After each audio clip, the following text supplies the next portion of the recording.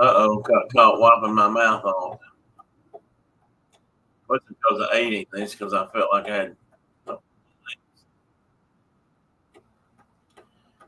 and mute that because nobody's talking and I don't want the echo. So good morning, Mr. Mike.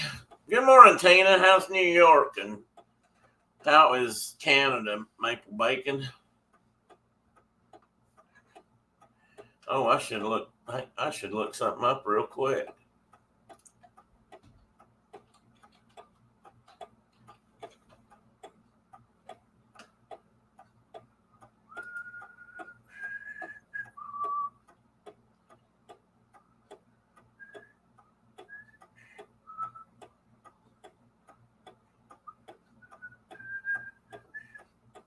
Okay, I found it.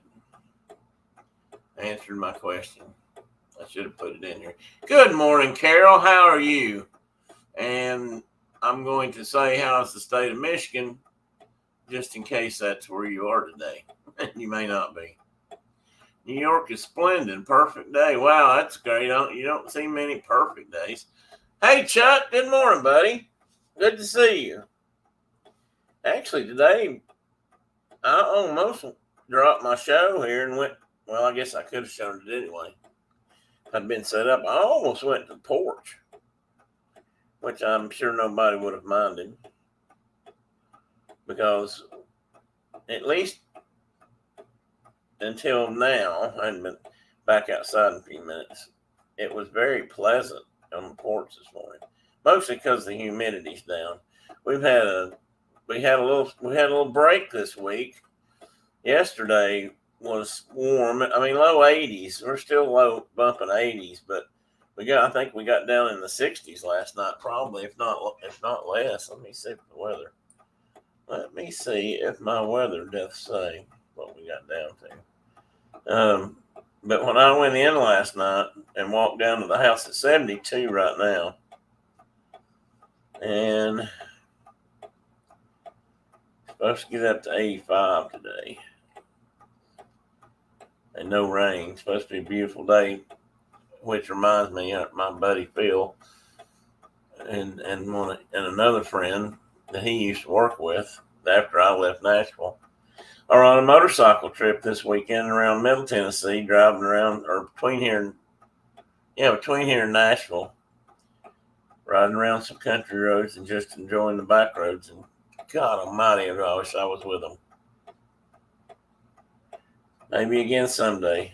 Well, I don't see what the what.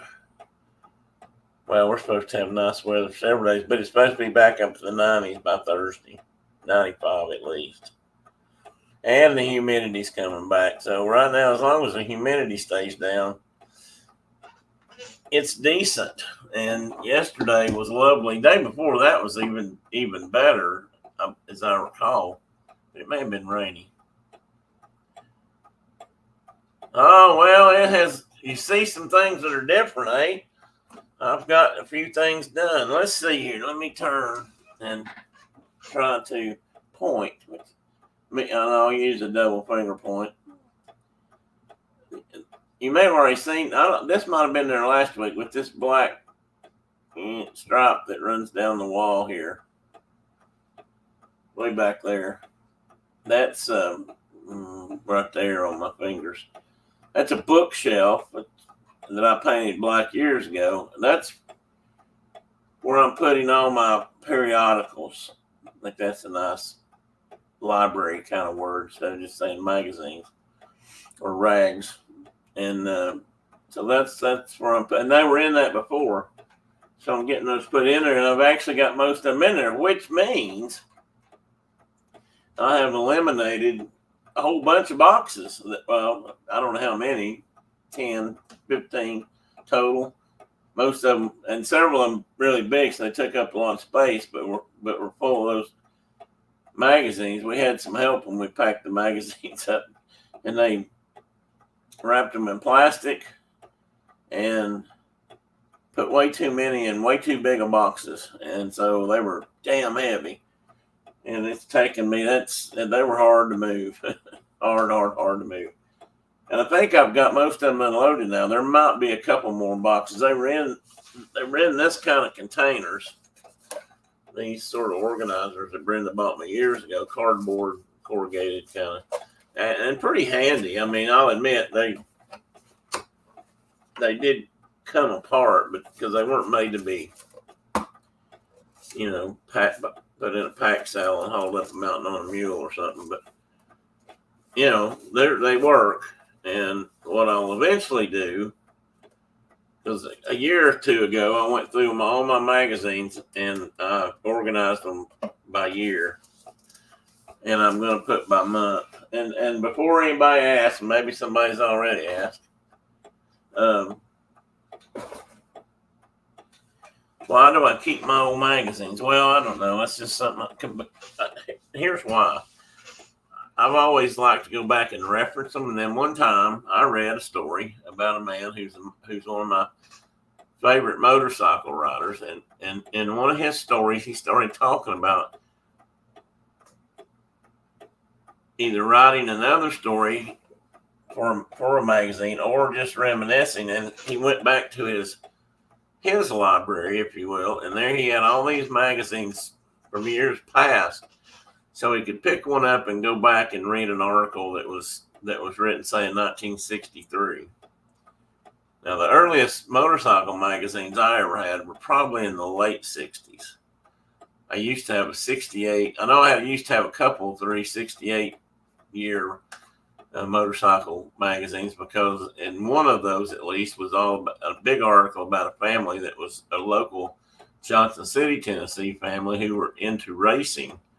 Motorcycles of various ilk, and I was really into that back then. And so I had some of those. Those were probably the oldest I had. I know I had a 68 because I had an article about 1968 350cc motorcycles.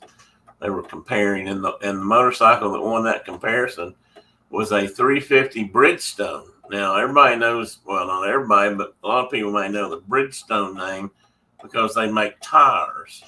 And they did back then, too. But they decided they'd make motors. They wanted to, like almost all Japanese companies, they were branching out. I mean, long before Kawasaki made motorcycles, to my knowledge, they were building ships and building airplanes. Same thing with Honda. They started out. Suzuki started out making sewing machines, and they diversified. And so, anyway, I'm rambling. Nobody's probably listening, but I need to get back here. We understand keeping magazines, don't we, Chuck? Do we, Chuck? Do you understand, buddy? But only hockey news now, he says. Good morning, Miss Diana. And let me back up here. I know I've missed something. Probably something I don't want to hear. But Chuck and Tina have a wonderful trip. Where are you going, Chuck and Tina? We will send pictures when we come home. Absolutely.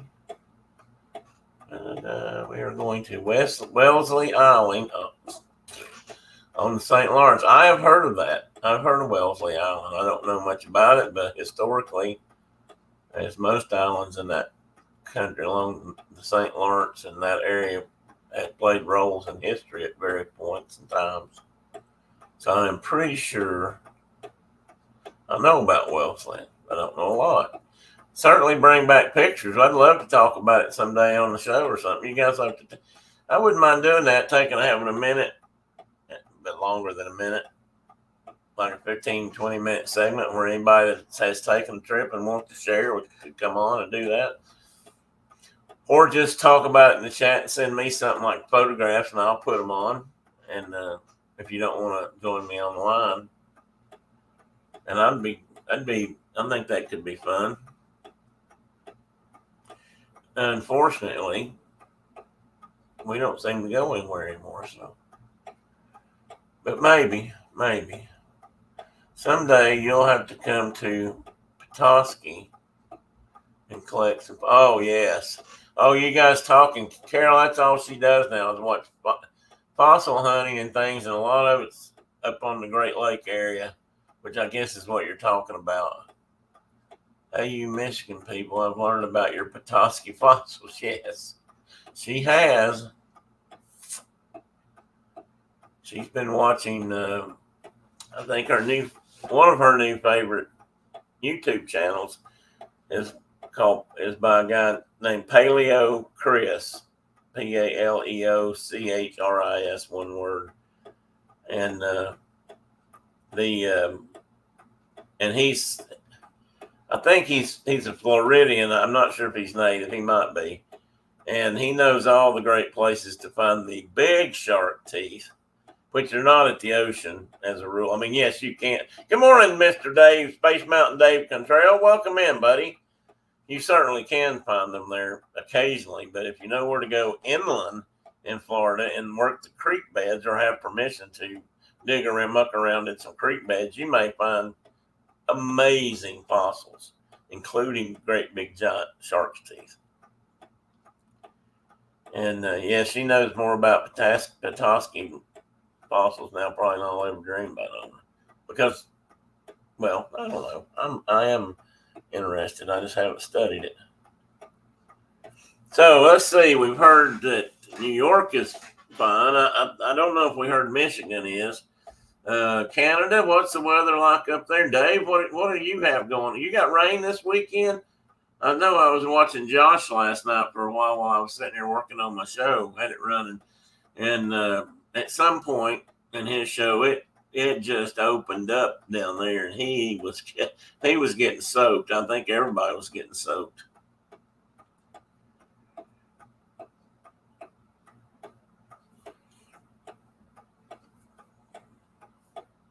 Well, Tina, now you got me interested.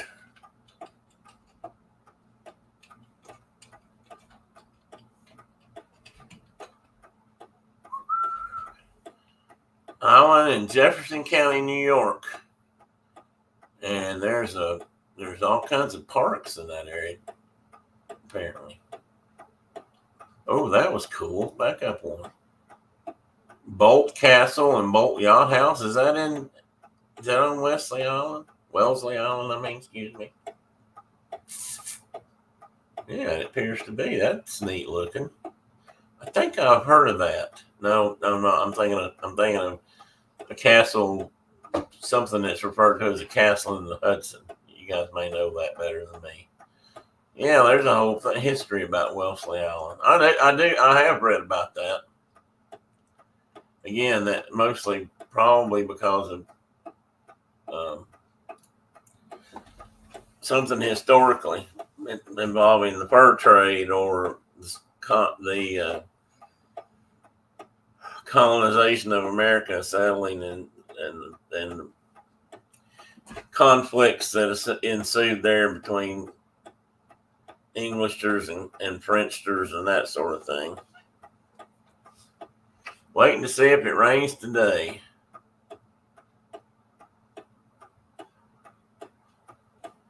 You're headed back to the 80s. Well, I wish it was all we were going to get. Well, we're headed back to the 80s. It's supposed to get to the 90s, mid-90s or above by the end of the week, which I'm hating already because right now it feels like fall weather to me. And honestly, it's what I remember as being fall weather when I was a kid. I mean, I don't know. Maybe those are all memories that I've somehow created what I wanted it to be, but squirrel season used to open up on Labor Day. A lot of things. There were several things down this part of the world that open up around Labor Day. Dove hunting and squirrel hunting were the only two I ever cared much about. And I never could hit a dove, so I lost interest in that. But by God, I can hit a squirrel. But it always opened up at Labor Day weekend was always the first season. So my dad and I would go squirrel hunting mostly down at my grandfather's place. And I loved that. I mean, it was just, I just loved going and doing that. And it was with him. And I remember it always being very cool of a morning, probably getting warm in the afternoons, but the difference between day and night and morning would be the grass and all that would just be dripping wet with the dew, and usually very heavy. So you'd end up, you're from knees down at least, you'd be soaking wet by the time you got to the woods, and then sitting down on the edge of a hill and waiting and listening for squirrels cutting. And if you don't know what that is, squirrels cutting is what they do with nuts, and you can hear them chewing on nuts, especially hickory nuts, because they're very hard, and walnuts, which are also very hard. Diana is making a mean face. Oh, it's going to be hot there and humid. Not a mean face, a hot and sweaty kind of things. True about those potholes. I missed them a lot here. What did I say about potholes? Dave must have mentioned potholes. Maybe he's talking about Michigan potholes, eh? We got some good potholes here too. You gotta be careful. I've hit a couple of potholes, and I've seen people hit potholes that, wrecked their car.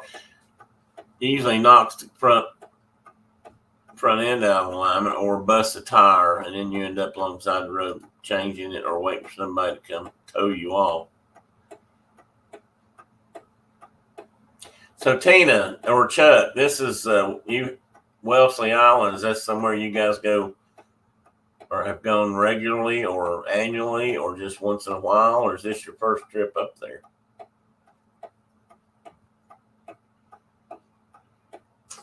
Where did Maple Bacon go? Yeah, I'm hoping for a bit lower temps than here. You aren't anywhere near St. Lawrence, are you? And I'm afraid they're not. But I'll let them tell you that. Yeah, where did Maple Bacon go? Did Diana come in so he left? Tell me that's not so. I saw a picture posted of Walter the other day, and he looked like he was broke in the middle. Looked like somebody got him by the head and twisted him around so that his body had a 90-degree twist in it. 4th trip. Cool. I want to take Brenda and go up that way, or maybe not there, but I'd like to just take her to Mackinac in that area. She's never been. I don't think she's ever been. Now, she's got some Michigan time under her belt, but most of it was down towards Carroll's part of the country, I think. And Cedar Island, or Cedar, is it Cedar Island? Where's the park that Tony, I think it's Tony or Doug or somebody goes up there and rides roller coasters. We need to go do that too if we can get some strength back and get a little bit of mobility back. Not far from Fort Drum. He just got home from work. Did he work all night, Diana? Cedar Point. Thank you, Brenda. What's he doing working all night? I can't tell if my glasses are dirty, if I'm just going blind.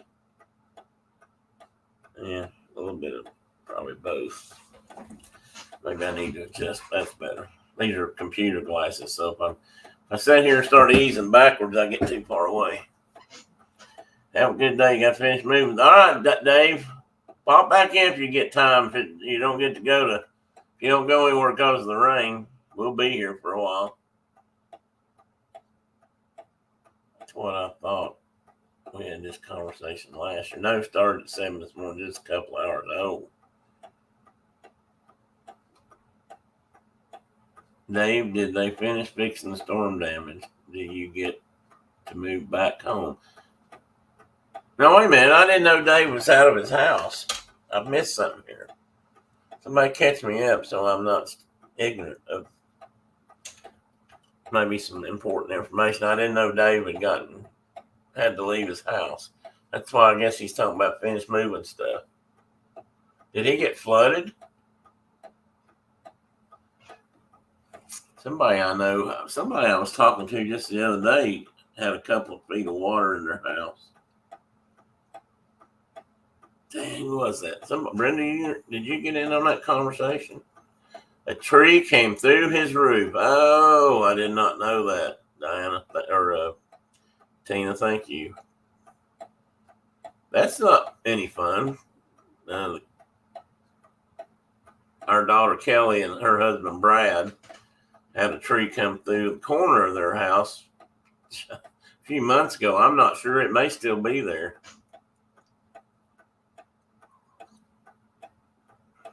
I mean, it didn't get all the way through, but it busted up the corner. Well, it kind of did. I hate that too. Two reasons. One, obviously, the damage and possible injuries, but to lose a tree, I about cried. I know some of you saw this and commented probably with the big tree, the big oak that Jay and Leanne, I call her Lee so much sometimes I get. Anyway, they had to cut down that really beautiful old tree that was on their property. Looked horrible. Got replaced trailer. That tree came through. Dave, and they finished. Okay. Yeah, Leanne. Yeah, she was. I could tell. I didn't talk to her about it, but she was. That's it. You can't replace a tree like. I mean, you can't replace a tree like that. I mean, as she pointed out, and you guys know, that tree was probably several hundred years old, and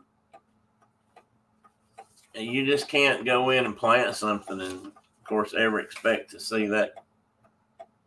Oh, hey, I got a letter. I didn't know. Well, not a letter. I bought, I'll show that. I don't know, Diana, this probably won't mean anything to you, but it might. But I bought this little CD. It's more of a donation to these guys. They're called man, I can't believe that's not won't focus. The Jansen Brothers. And it's just a short DVD that's got, not DVD, CD that has 4 songs on it. But they've got beautiful harmony. And they're from Canada, Diana. That's why I brought it up. They're out of Canada, and I ordered this. This is produced by the Jansen boys in their basement, in our basement. Track 1 and 3 were written by them, and then they've got a couple other folks that wrote the other songs. And I've heard they look them up online. They've done a couple. I mean, I think they've done some stuff on the internet or on YouTube, and they've got the first thing I ever heard them sing was a cappella, and they just have really beautiful voices for that kind of the folk music kind of thing they do. So look them up. I think I sent $5 as a donation for this to get a. I think I did. I may have. It seemed like they were giving these away, but they were asking for donations. It seemed like I sent $5 or something. But they were just trying to get some publicity or some exposure. But really pretty music, beautiful music. Pretty. I like music, especially when it's homegrown and like these guys. And I didn't know this. I got this. This came in the envelope with the CD, and I didn't realize. I thought it was a receipt, but actually, there's a letter, a handwritten note of thank you. It says, "Hello, wonderful person." So I'm now a wonderful person, Brenda. You might want to bear that in mind. Who bought their CD? The first thing to say is thank you. By buying from that weird internet ad you stumble across, you are helping us turn a lifelong dream of ours into a reality. So anyway, it goes on from there. I won't bore you with that. But check them out. You might like them. And Brenda has, I like, what you say is very true. That tree's seen a lot. I grew up, I'm going to say some of my mid-childhood formative years, from when I was about 5 or 6. I started school there, first grade. Lived in this house that Mom and Dad rented from some folks there, lived right beside us. and there was this huge black oak tree in the front yard of their house. And I mean, it was a monster. Well, about like that one probably that they cut down. And I loved that tree. Now I never really could climb that tree because back then I didn't have ropes to climb, and I didn't have any kind of steps to use. But it was just this big, beautiful tree that kept the yard shaded and the house shaded, I'm sure, and in all honesty, probably protected somewhat. And a few years ago, we got some pictures. I've got them somewhere. And the bad news that they were going to have to cut that tree down. And it was sad part about it is because of the power lines. They had to clear the power lines, and the power line clearing rules now, or the right of ways, are so much different today than they were 10 years ago, even. That they had to cut it down. They had to cut it down, and I think it might have had some oak blight or oak root rot kind of a problem. So I think there was a little bit of an issue about its health, but they had to cut that down, and I just about cried. I mean, that tree, they estimated it to be close to 300 years old. I mean, it was just it's nice to think about someone 300 years in the future still enjoying a tree you plant today. Isn't that, Carol? That is a lovely thought. You can replacement. You can. There's another song. I have another singer songwriter that I really like, who's out of. He might be out of Kentucky. I'm not sure, but he, as Mark would say, he's kind of our people. But he's written a song. As far as I know, he wrote this song, and it's all about the idea of planting a tree today that you'll never get to enjoy the shade of, but the future generations will. And I don't know if I can find that, get the actual title of that, but his name. Well, let me get it, and then I'll tell, or find him, and then I'll tell. Let's see, Otis.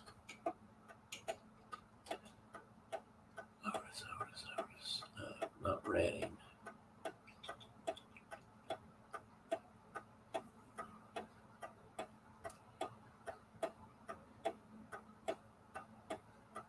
Maybe I've got it on Amazon Music. Maybe that's where it is. In my library, probably, of music. Sorry.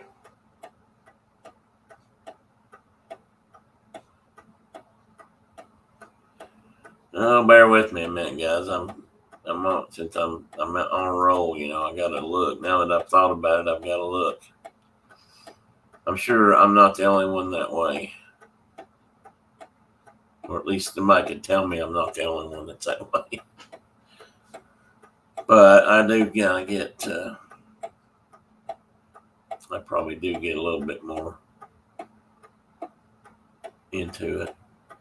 There's Fire and Rain by James Taylor. I'm sure I'm not the only James Taylor fan here. First not CD, but cassette tape I believe I ever saw and played was a homemade tape that somebody gave Dad to give me, I guess. Or maybe gave Dad and he didn't listen to it. It was about had some James Taylor music on it, early stuff. And either on the other side, it had some early Lake and Palmer, Crosby, Stills, Nash and Young. It's got me started down that path. Well, I can't find him. I'll think of it in a minute. He's got a common last name amongst the musical business, but I don't think he's related. But his first name's Otis, and he's got a really good, interesting song about planting trees. And I never really thought about it before, that you're planting trees for the future. I've planted quite a few trees myself, but working, but I never really thought about it that way. But that's a really good way to think about it, because it's very true. Well, I know I've got them in here. I don't see them anywhere. Him. Oh, what is his last name? There's another, if you're interested in any kind of folky music, or especially Scottish or Highland music, there's another little group that I got turned on to years ago when going to Rendezvous. And they're called Father, Son, and Friends. And they've done some really fun stuff too.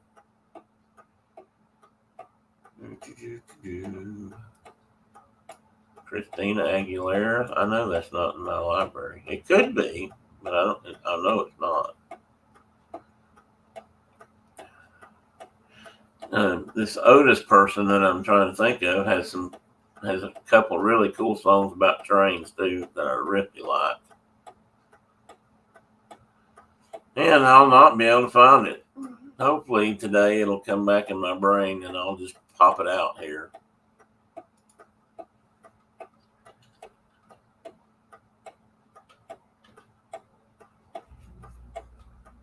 You know, you'd think that if I put his name in or part of his name, that it would pop up. If for no other reason than because I've listened to it.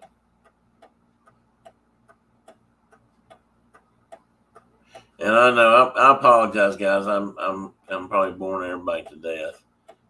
I'll be back to normal. I'll be back here just a moment. That's not the right Otis. Nope. I can't believe I can't think of that name. I've played the whiz out of his music. I can't believe it's not on my computer.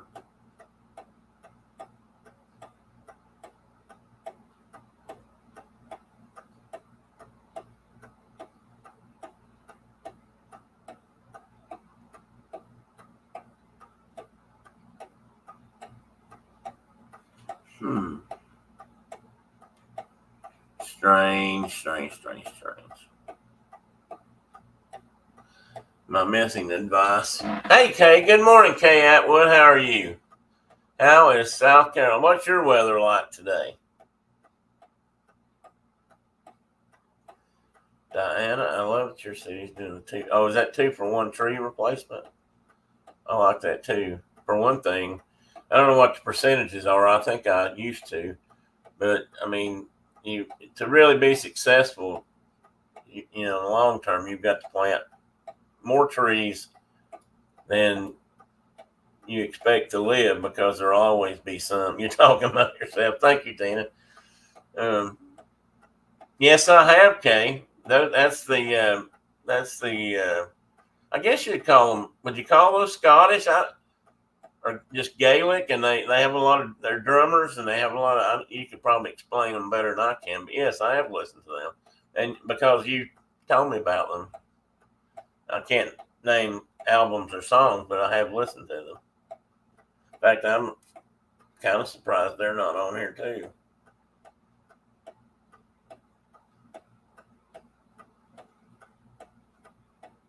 God, I've got this guy's music. I have bought his music. I'm pretty sure I have at least a DVD. Sorry, I get hung up. This drives me nuts not to be able to think of somebody's name. What's his name? I don't know.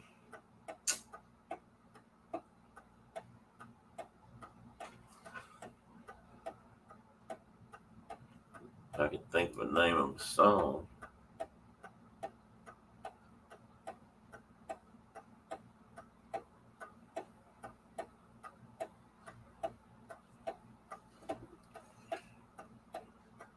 Maybe it's on my phone.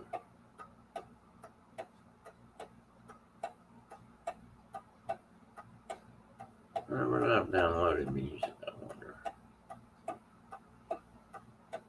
I'm pretty sure I bought a CD, long time ago when I was working. Don't get excited, Brenda. Back when I was actually earning a living.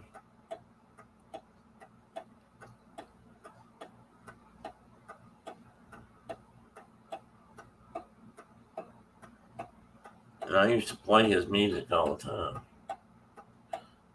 Pop and drum. Okay. I just remember them for their really strong drum music, or their drummers. Okay, Tina, I'm going to assume you feel my pain because you can't think of something either, or from time to time.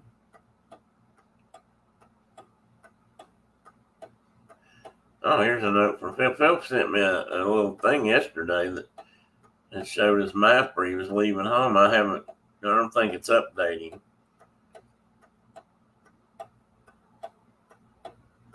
Oh, wow. He's going to Allard as part of one of the loops, which is, and he's going to he's going to the Alvin York State Park, or maybe to Alvin York's, Sergeant York, if you will, his home, which is up near in that part of the country too. Well, that's cool.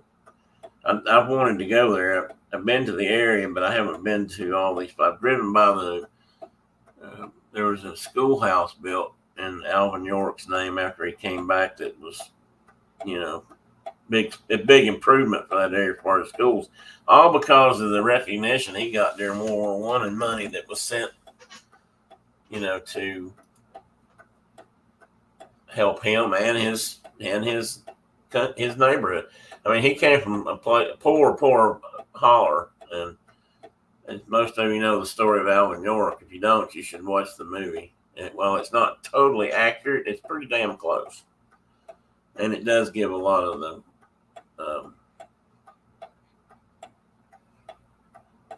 fairly decent idea of where he came from.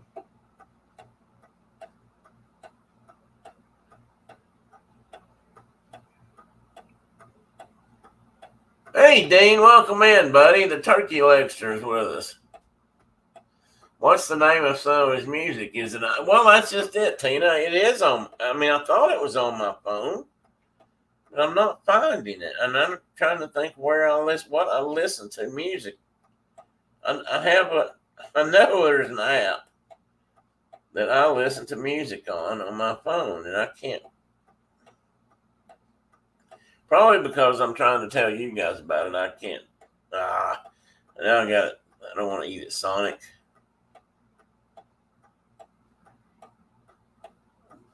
That's what I was trying to remember where the.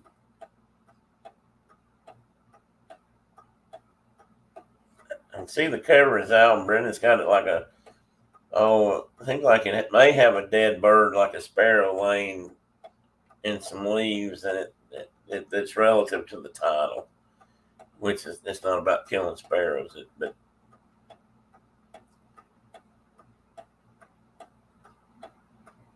crap. Oh well. Maybe it'll pop. Like I said, maybe it'll come back around in my head later, and I'll remember. If I quit trying to remember his name, I'll probably think of it. So, anyway, what have I missed here? I'm sure I have missed something.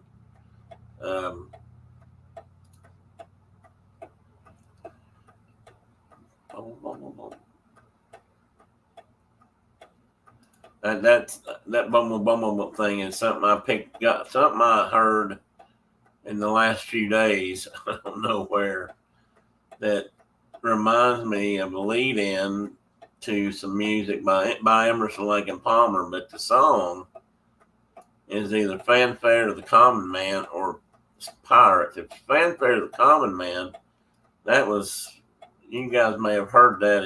It was written by Copeland, and it's part of, I believe it's part of the his Seasons. Is it Seasons?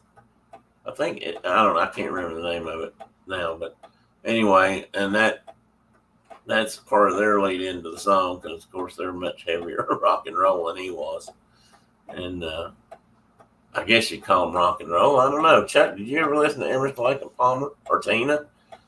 I guess I used to call them electronic, probably new age in many ways. A lot of synthesized music. Had a hell of a drummer. Keith Emerson, Greg Palmer, or Greg Lake, and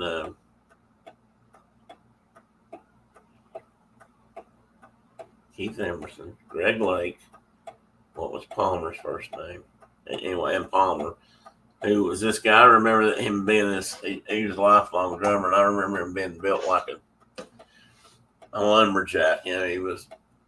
Seems like he was built like a triangle at the top. His shoulders were wide, his arms were big. And he was just physically fit and strong from playing all those years. And he did Brenda may remember this, she may not. First concert Brenda ever went to was the Emerson, Lake and Palmer concert with me and probably a couple of my buddies. And what she will tell you she remembers about it is how much marijuana smoke there was in the auditorium, even though that wasn't, it wasn't legal, but it certainly was being passed around. Greenwood Rye is good. Okay, I like bluegrass.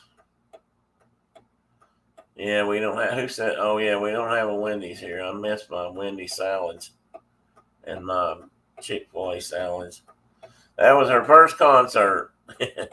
Anyway, Palmer did a 20-minute drum solo in the middle of all that. It just blew me away. I love drum. I guess I just love drumming. And speaking of that, Kay, I'm trying to get Brenda to talk Brenda into letting me buy. I won't pronounce this right now because I'm trying to say it. Boudra, the hand drum, the Irish hand drum. Maybe a Celtic hand drum would be a better phrase because I think they used it all in that part of the world. She turned down the passing of the doobie. I don't know that I don't think I partook either, but I guess it is always possible. But I don't think so. But you didn't have to. I mean, all you had to do was breathe. It was fairly thick. I was actually amazed at how many people were openly smoking in that concert.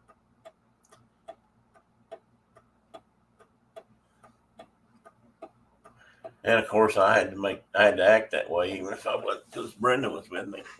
I wouldn't have wanted to give her the wrong impression. Anyway, that was a long, long time ago. So if you're going to hold it against me, I guess I can't do anything about it. Anybody ever listen to Pure Prairie League? Amy and Wildfire, and I used to really like their music too.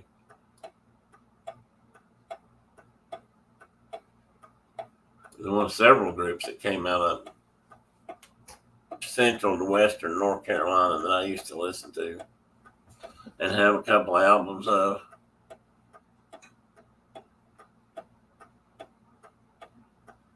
I need to get out of this. I'm remembering too much music from days of in the concert I've regretted all my life. I'm going to do this one more topic. One of the concerts I've regretted probably more than anything missing in that time period was the Eagles. The Eagles were playing. I believe they were on their Hotel California tour, and they came to Johnson City. We used to have an auditorium up there called Freedom Hall, and they had that lent itself well to concerts and groups and people like, hang on guys, and people like them. And I missed going to see the Eagles, and I would like to have seen that. Well, there were two. The Eagles were there, and then Jethro Tull, which I used to like to listen to a lot, was there one time too, and I really missed that one. Our eldest daughter went to a Jimmy Buffett concert in Utero. Yes, she did. I forgot about that. And it was a really good concert. It really was. I won, if you recall, you or I don't know, probably you won tickets to that concert. We didn't pay for that. That was a freebie. Man, that was a good concert, though. If you know Jimmy Buffett music, you know about the bear and the steel and all that. And I believe that was the best rendition of that particular bit of music that I ever heard him do, was the one he did there live. It was great.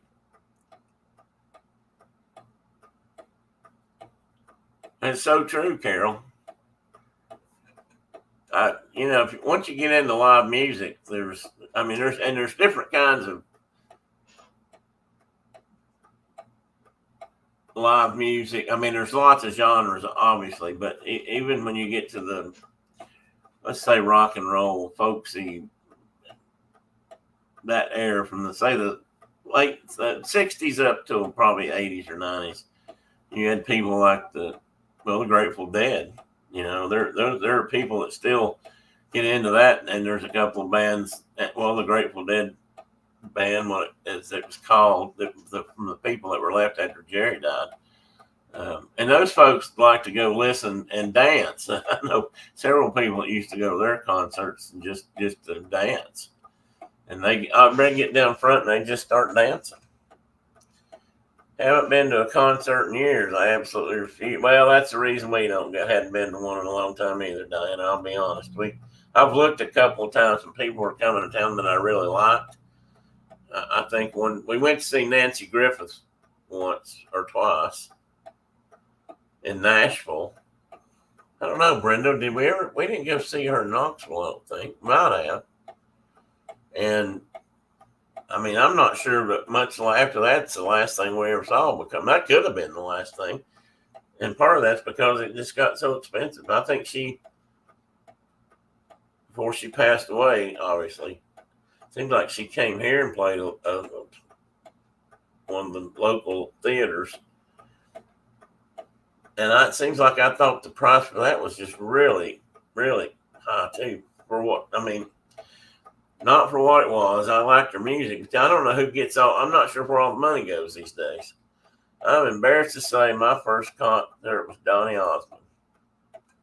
I think I was 5 or 6. Well, okay, there's nothing wrong with that.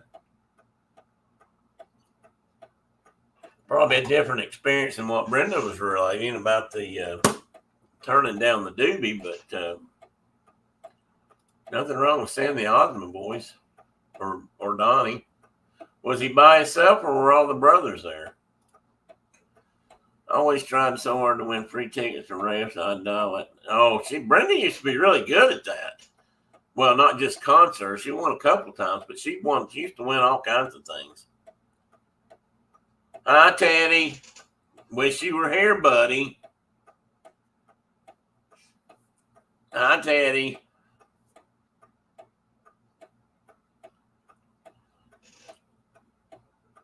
I dial it. I dial that number on the good old rotary phone. Hoping to be caller number 5. Well, that's how Brenda did it. She was dialing on a rotary phone too when she started. But she was pretty good at that. She used to win local stuff, whatever they were giving away. But I'm pretty sure she won those Jimmy Buffett tickets. You can correct me if I'm wrong, babe. I'm sure I didn't win them. Although I guess I could have.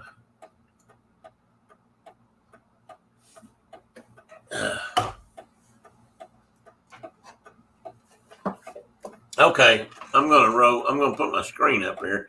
We'll keep talking today. I had a show planned for today, and Mark was going to be here, and something came up, and the show is as a lot of my shows are usually focused on one of us or something we've done or experiences we've had or our background in wildlife or whatever, as you guys know.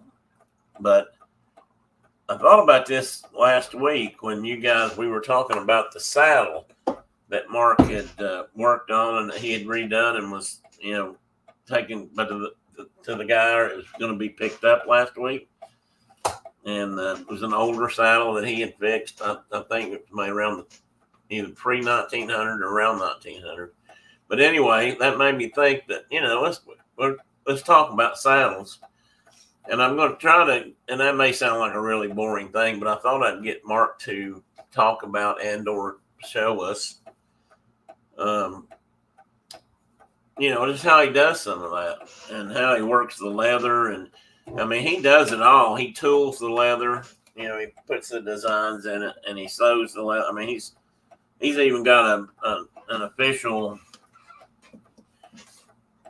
industrial saddle sewing machine out there, but I haven't used it or seen it used. So I was going to do that, but you want Doobie to go see Led. That's possible, Kara or Diana. That's possible.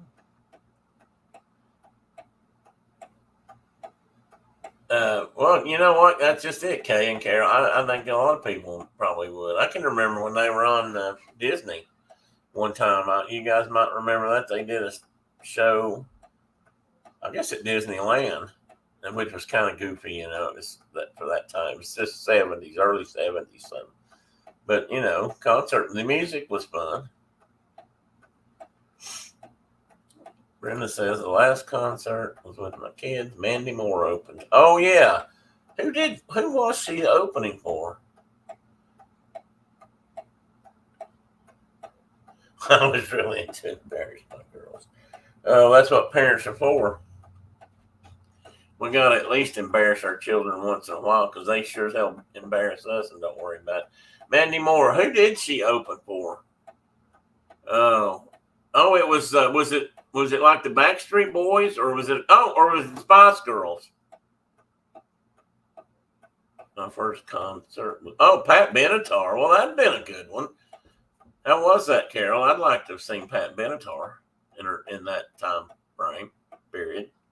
Well, I don't know when you saw her, but I like Pat Benatar. I have a pretty eclectic musical taste, all in all. Not much I don't like, at least a little bit. I don't know. Some of you may remember this, but what's his name? He has a show. I think he still does music, a radio station for Disney music, and he's out of up around. It seems like he's up near Baltimore area. Anyway, I did a musical show with him for a while. Backstreet Boys. Yeah, I thought it was one of those groups. And I did music for him, and I taped the show, I taped the show, recorded the show, not taped. It shows my age.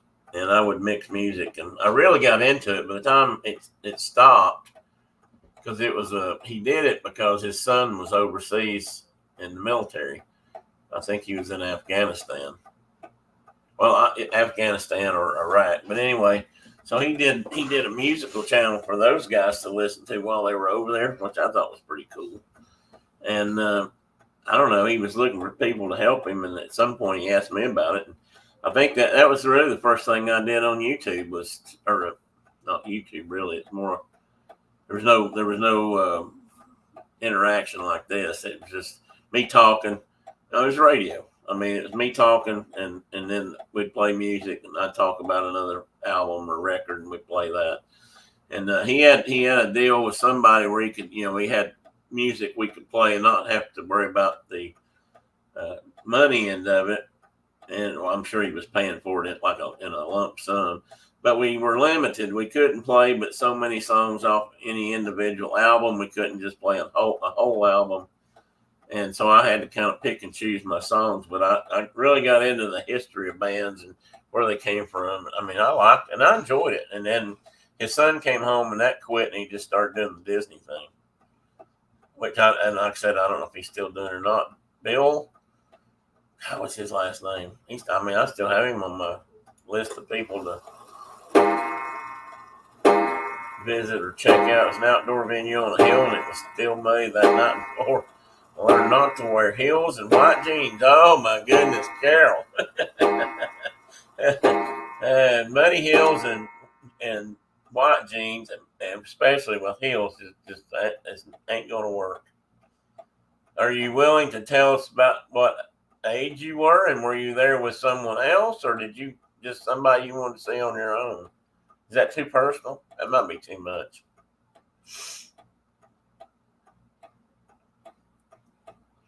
So I guess when you look at Brenda, Brenda's never been. She likes music, but we've never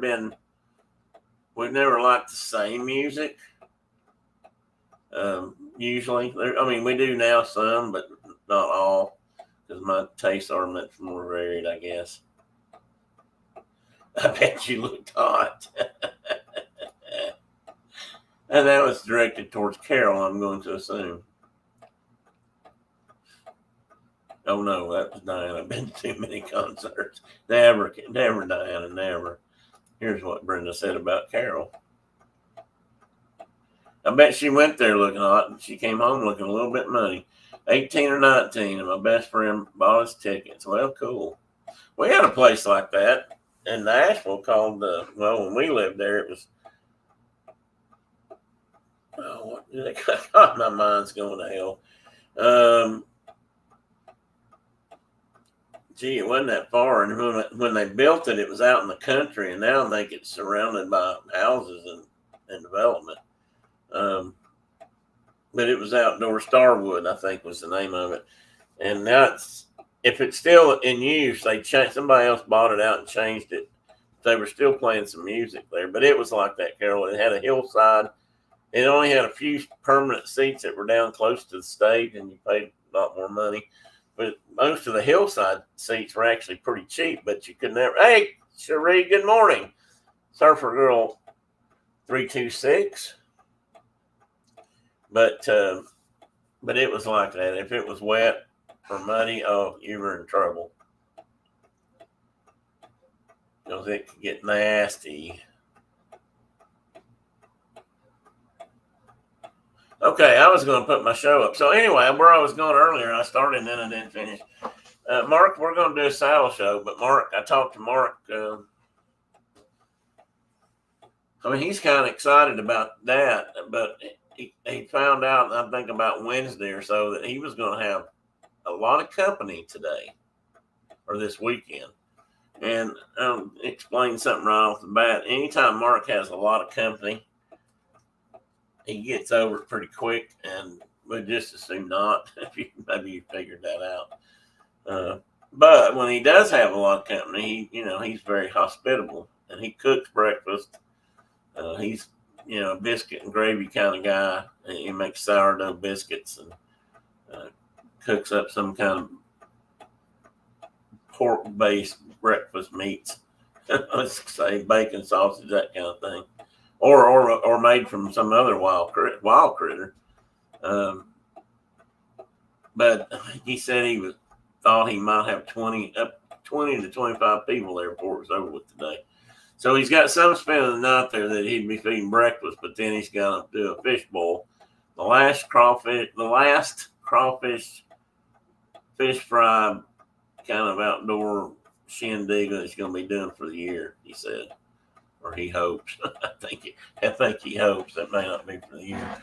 So I changed my show at the last minute, and let me see if I can get her pulled up here.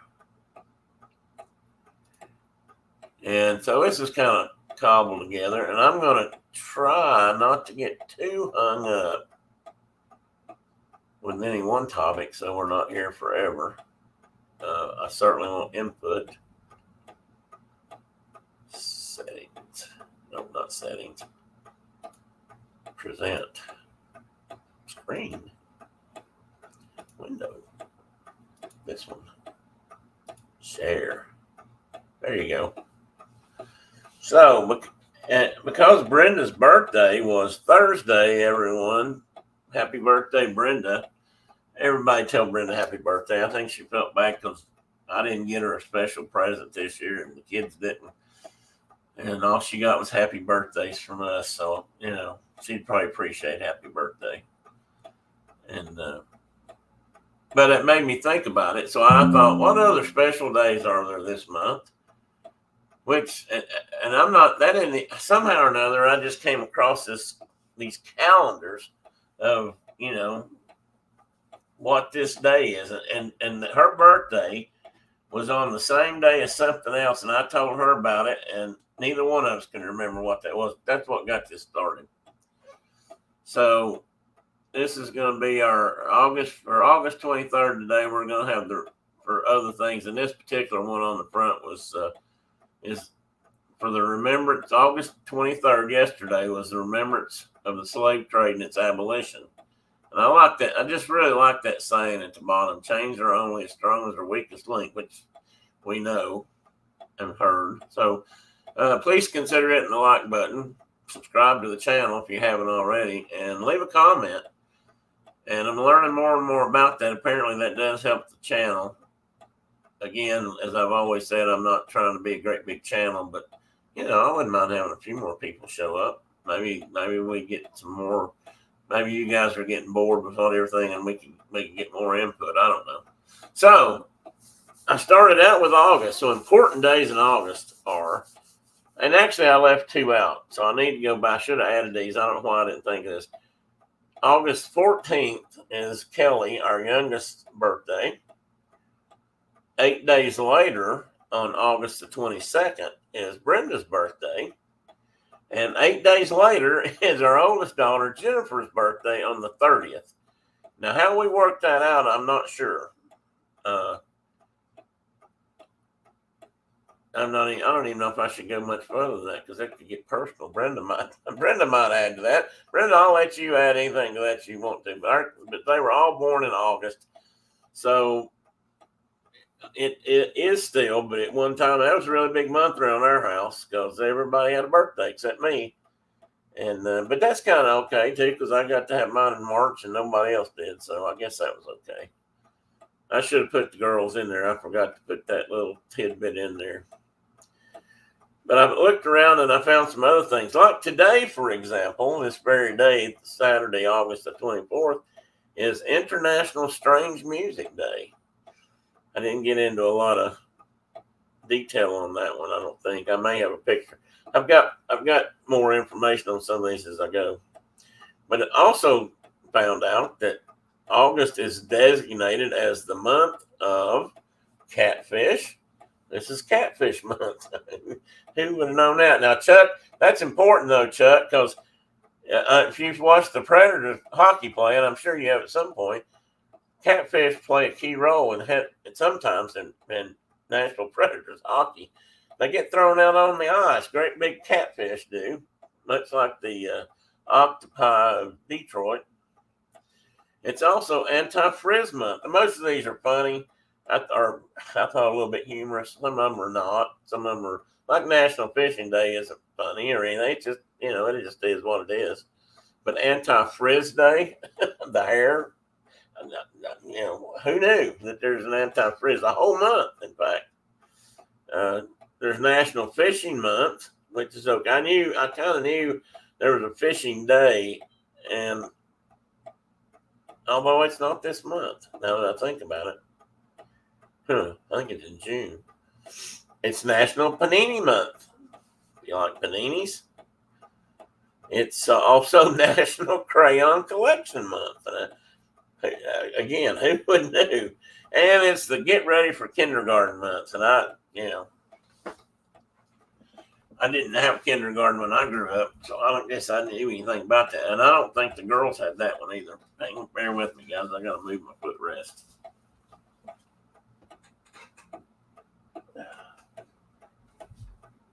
My legs are starting to hurt a little bit. So anyway, I just thought we'd do that and laugh and maybe just chuckle or, see what we got. And today just happens to be National Knife Day, National Knife Day. And one of the ads I saw for National Knife Day, I don't remember what company it was, but it said, go out and buy you some new kitchen knives today. Carol says, uh-oh, was I supposed to be getting ready for the kindergarten? Yeah, you are, Carol. You're supposed to be getting ready for kindergarten this month. I'm going to go have a panini with my less frizzy hair. Well, that's good idea, Diana. See, I've been helpful already. All I can say is Thanksgiving was a good time for her. We'll let it go with that. But so, I recommend maybe go out and buy you a new knife today. Buy you a new Pocketina. Sorry, we're watching, but we're also packing. Yes, Chuck knows about the catfish President. But it's catfish month. Chuck, too bad we're not playing hockey this month. If you guys, they sneak these catfish into hockey games, especially when they're playing somewhere else. Say they're in a tournament or a couple of years ago, they were in the playoffs and they were going to play. I might have been a Canadian team. I don't know. They were in the playoffs and and people didn't think they could do it. And people actually got into the game somehow with catfish on them. And I saw later where they would put them down into their clothing, pants, some part of their clothing, and I guess depending on body shape, you could do that. And they would tape them and wrap them in plastic and tape them down tight to their bodies. And I'm talking about catfish that are, several pounds. And they would get them into the game and somehow manage to get them out on the ice occasionally. Now, they kind of have to sneak them in Nashville. But I suspect when they're playing at home, they get a lot more, they get a little bit more leeway. But not when you play out somewhere else. Why would you do that? I don't know, Diana. Are you talking about the catfish? I mean, it's just like maybe you don't know, maybe you do, but Detroit is famous for throwing octopus on the ice, and that's been going on for years. And I don't really know how it got started, but somebody decided, well, if that's okay, then the southern thing, Tennessee guy ought to be chucking catfish out on the ice. So what did Tina say? Oh, happy birthday. So anyway, and I thought this was a really good one. You guys may have seen I think I posted Brianna Del Cid or El Cordova, her little poem about Pluto, or a little song about, or no, it's a little play on words about Pluto amongst the planets. If you hadn't looked for it, it's really good, funny. But today is the day that scientists decided and demoted Pluto is no longer considered a planet. I think they just think it's a ball of ice or clouds of ice or something. Now, that picture looks like a planet to me. And there's still discussion about this. There are still people that say Pluto should be a planet. I don't know. That's not my expertise, but it's interesting. Speaking of that, I'm looking for a telescope. Sort of. We live up here now, and there's little or no light pollution, very little light pollution right here around the house. And I'd really like to get a telescope that I could look up and see, some constellations and maybe a Milky Way. I think this would be a good place to do that. So I'm going to look for a used telescope, I think, see if I can't find one that I can play with here in the yard. Poor Pluto. Why? It's not, I'd have to go, I don't know all the details, Tina, but it's got something to do with the fact that it's actually the way it orbits is not, or moves around, something about that, and then its rotation is not planet-like or something. It's more of an ice cloud than it is an actual planet. I learned MVMS on P. I don't get that, Brenda.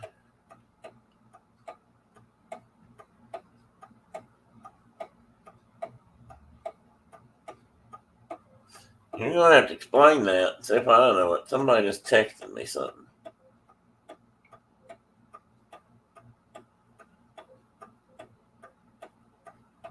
It might have been Mark. He said something about joining us if he could.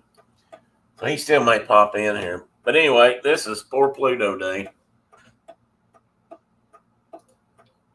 This fit right in because I found out that, like I had on the front there, the slavery thing that was yesterday, and this today, I believe, or Brenda's birthday, Thursday, William Wilberforce Day, and I didn't realize, but he was one of the early proponents of getting rid of the transatlantic slave trade and abolishing slavery in Europe and England anyway, because they technically outlawed it before we did, way before we did. Although I've read a lot of stuff that said some of their sailing captains and folks who wanted to make money had no problem dealing in human trafficking if they had to have a chance. I think they probably still do, but that's a whole nother topic. But I thought I'd put him on there because I didn't know about him. And this is special for Brenda. Tomorrow, maybe we'll go find a banana split for your birthday. Because tomorrow, August 25th, is Banana Split Day. Like I say, who knew? And I really like, so I took that and I skipped ahead and I thought, well, let's just look down the year. I'll see what all's in the year. So January 1st is International Domain Day. And I'll read this real quick. On January 1st, International Public Domain Day celebrates the lives of authors who died many years ago and their available works in the public domain. Also on this day, people that are now in the public domain. Also on this day, people observe the expiration of copyrights and celebrate new works that enter the public domain. I thought that was kind of interesting because while I'm not a proponent of stealing, someone's ideas or work, it's nice to know that you can at least use it for reference and it's not going to get you in too much trouble if you do add some of it in there or borrow. No, I don't want to say borrow from it, but quote them or use quotes and, different things that you might otherwise get in trouble for. So I just thought that was kind of interesting. And that's January 1st, which is an important day too. I think the next slide is also about January 1st. Because that's the International Polar Bear Plunge Day, which made me think about our maple bacon friend and wondering if he ever jumps in the icy water and does polar bear stuff. Diana, what are we doing here? After my panini, I will have a banana split. Well, there you go. I'm afraid I may have to take Brenda back all the way to Knoxville so I can find her a panini or a banana split. Well, you'd think you'd get a banana split, here, but I don't think so.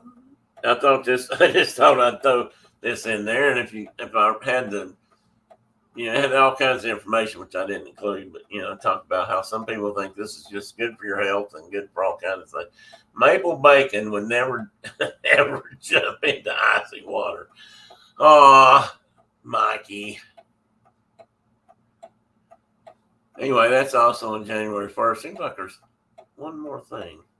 Oh, and it's the International Day of Peace, which I thought was honorable, a good thing.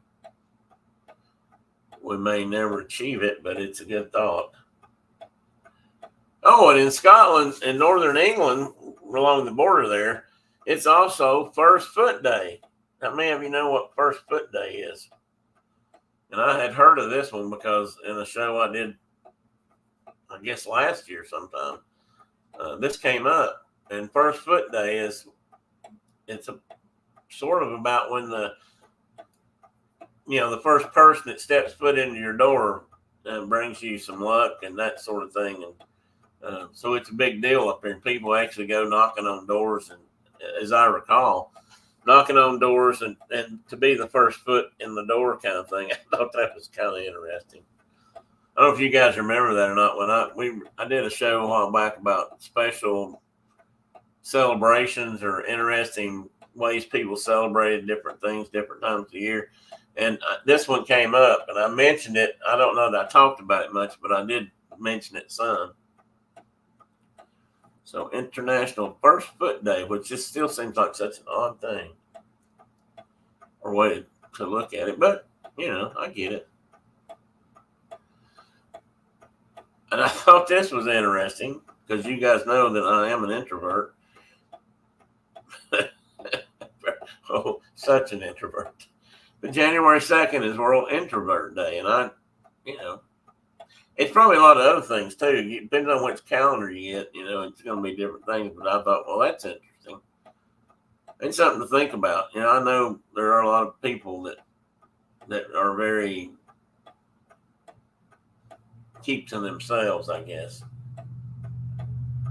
And I used to think I was a lot like that. I mean, once the internet came along, I guess I've not been quite so introverted. You guys can judge on that for yourself. Let's see. And of course, in February is National Cancer Day, and maybe even Cancer Month, Awareness Month. So this was a big one. I mean, Brenda, I know Brenda's worn the ribbons for this day and other times because now it's become more common. People wear pink ribbons for family members or friends that have cancer or had cancer. And then some people wear them year round, but this was World Cancer Day. Was February 4th originally. I don't know who set that up, but there it is. And I don't know, somebody tell me if all these ribbons, the pink ribbon is what I'm familiar with from, I guess, breast cancer awareness, which is, I think, why Brenda and the girls had them. Brenda's grandmother had breast cancer. In fact, I think she had it a couple of times and survived, but that's not what got her. But are all these other ribbons, do they represent different forms of cancer in this case? I know different ribbons can mean, like a yellow ribbon used to mean, tie a yellow ribbon around the old oak tree thing was, hoping to bring your, like a long lost lover or family member back from, say, foreign wars or, somewhere he's not supposed to be or has been disappeared or whatever. But I don't know if all these have other meanings because I'm not, I don't know. I guess I'm not as well educated as I'd like to be. Although I get more educated every time I do a show. So hope you guys learn. Hopefully you guys pick up something. It's not just total BS and not helping out or doesn't do anything. Red Hand Day, February 12th. Now I got this originally because there's another Red Hand Day that I have talked about a little bit, but this is one where they try to encourage, in some places at least, encourages political leaders to stop the use of child soldiers. And this day is also referred to as the International Day Against the Use of Child Soldiers. I did not really know about this Red Hand Day in this regard.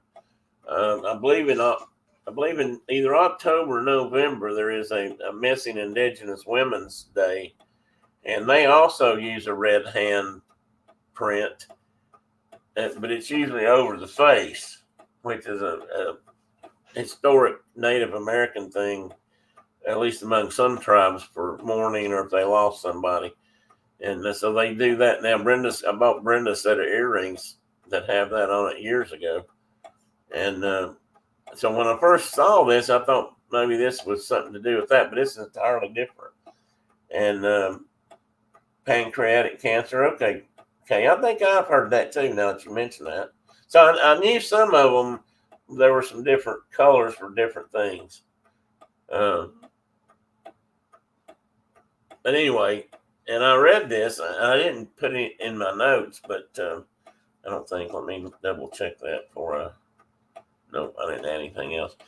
But this is aimed towards, particularly in certain countries around the world where child soldiers are not uncommon, and Africa is full of stories about that. Colombia is another one that used to be or may still be problematic in that regard. So I know there's a couple of Central American countries that have been down that, have used children. There's always been cultures throughout history that had warlike tendencies, and I'm sure child soldiers are not anything new, but there were cultures that while they had that strong military or strong warlike tendencies or aggressive tendencies, brought up kids, particularly boys, in most of those civilizations over a period of time to become soldiers as they got older. I don't think they necessarily pressed the kids onto the battlefield like some do. I found a link to look up the meanings of the different. Oh, okay. Thank you, Carol. Thank you for putting that sharing that in the chat.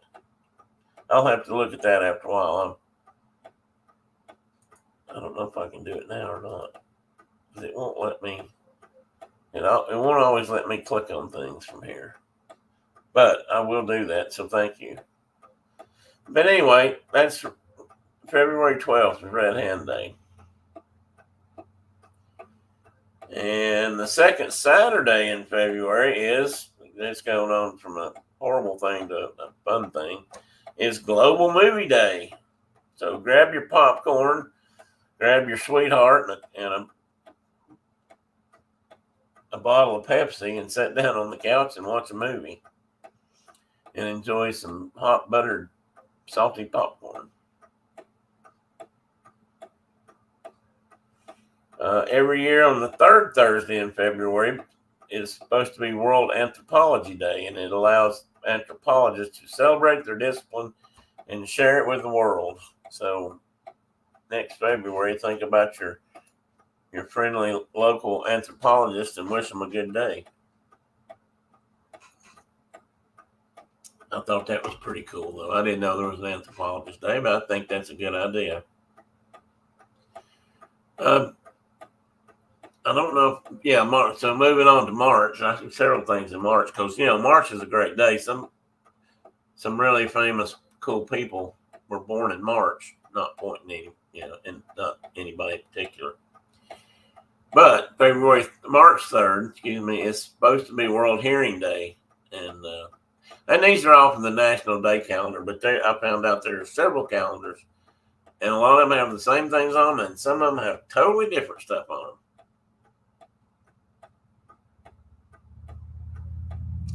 It's also World Obesity Day is March 4th. That's also in March. So apple donut. Well, I'd pick a donut, but then again, we all know that's my problem. So, and we have other donut eaters amongst us, so I think we're in good company. But I do like an apple once in a while too, or did when I could chew it. International Bagpipe Day is March 10th. And I like bagpipe music. Squeezing a cat, somebody told me recently, or called it. And I suppose it could be that, but I've always liked bagpipe music. I don't know. March 18th is Global Recycling Day, and that's a good thing. There are some fine people born in March, aren't they, Carol? Some of our best people are born in March. I've always thought. Oh, anyway, remember to recycle. Recycling to me is important, but it really gets me how few things are getting recycled anymore. Bagpipe. Yes, I do too, Carol. That's a good one. And if you're marching around and blowing on a bagpipe all the time, a beastie probably take care of itself, don't you think? We have recycling here, and we try to recycle cardboard, especially cardboard and aluminum cans, because those things still seem to be commonly recycled. Plastic's getting harder to get recycled, at least in like here, because I know in Knoxville, the local recycling pickups, where we lived, it was a separate thing. If you live in the city, it was paid for by your property taxes, city taxes, so it was free. And I think they quit taking plastics altogether. So there again, plastics are going back into the landfill. I'm telling you, this is going to be important someday. Plastics could kill us all before it's over with. I really believe that. I just think it's turning up in everything, and it's kind of scary. So I wish we'd get better at recycling plastic. I would like to see a lot of plastic go away. Personally, I still think we should be serving things in glass bottles, because glass bottles can certainly be recycled, clean, reused, like they used to be, like milk used to be, like soft drinks used to be. And, soft drinks in returnable bottles is extra work. So there you go. You put probably several other people back to work. Hell with Coca-Cola and Pepsi and people not wanting to, pay workers to sort bottles and all that. I think we should be. Okay, I'm off my soapbox. And in March, we have World Sleep Day. It's the Friday before the vernal spring equinox, so I'd have to look that up and see if that's, I don't know if is vernal spring equinox like the day, like the 20th of March, or I'm not sure that's always the same day, but World Sleep Day, Lord knows we can all use more sleep, right, Brenda? March 23rd is World meteorological day. That's close enough. So when I think about this, I think about one of my favorite weather people, who is Ginger Z, that works with ABC, and other people. But people that like to get into meteorology. It's kind of an interesting. I mean, I even kind of like to know more about it because it's lots of things go on in our atmosphere. And on March 24th is the International Day for Achievers. So come March 24th, I'm going to try to achieve something. So we'll see how that holds up. But it's nice that we're encouraging people to be achievers, because I think that is a good thing. Moving into April, I believe it's the first, but I'm not positive about that. Somebody can correct me. But it's World Autism Awareness Day, which I think is something that we've learned a lot about in the last couple, I won't say decades. It probably goes back a little further than that, but it's certainly in my lifetime, what autism is and what it does and how it affects people. Because, I mean, I kind of hate to say it, but things like autism and a couple other similar, I guess, diseases, those people were, even in my lifetime, seem to be pushed to the back, the periphery, and I don't know. We called them all kinds of names that they didn't deserve, and it was just sad. Brenda can probably know who I'm talking about. In some cases, there were a couple of kids that I grew up with that were treated, that were out there trying to stay alive and take care of themselves, if you will, that had lots of mental problems. And back then they were just kind of discarded. They were called retarded and other things. Although we are moving toward autism acceptance rather than awareness. Carol, that's what I'm really trying to say. I don't know. But we need to see if we can't get there, because like I'm saying, these kids that I knew, who knows, maybe if they were autistic, and I don't know now because I don't know, but they were called other things back then, and just like I said, kind of discarded. They might have been in class, but they certainly didn't get any extra help, and were usually just kind of let fade away. Sad. And I thought this fit right in with that and some other things, but it's also World Pillow Fight Day, and if you don't need to get a good pillow fight, then what good are you? But this is kind of cool. Oh, man, I thought I put notes in here. This is kind of cool because you can actually go online, and there is a place that you can sign up for a pillow fight in your local community. There's an entry form, and part of that is because I know they've done this at least once or twice. They've gotten together on World Pillow Fight Day, and they've had pillow fights all around the world to, I don't know, just to see how many people they can get to do it. And it's gotten to be a big thing in some places.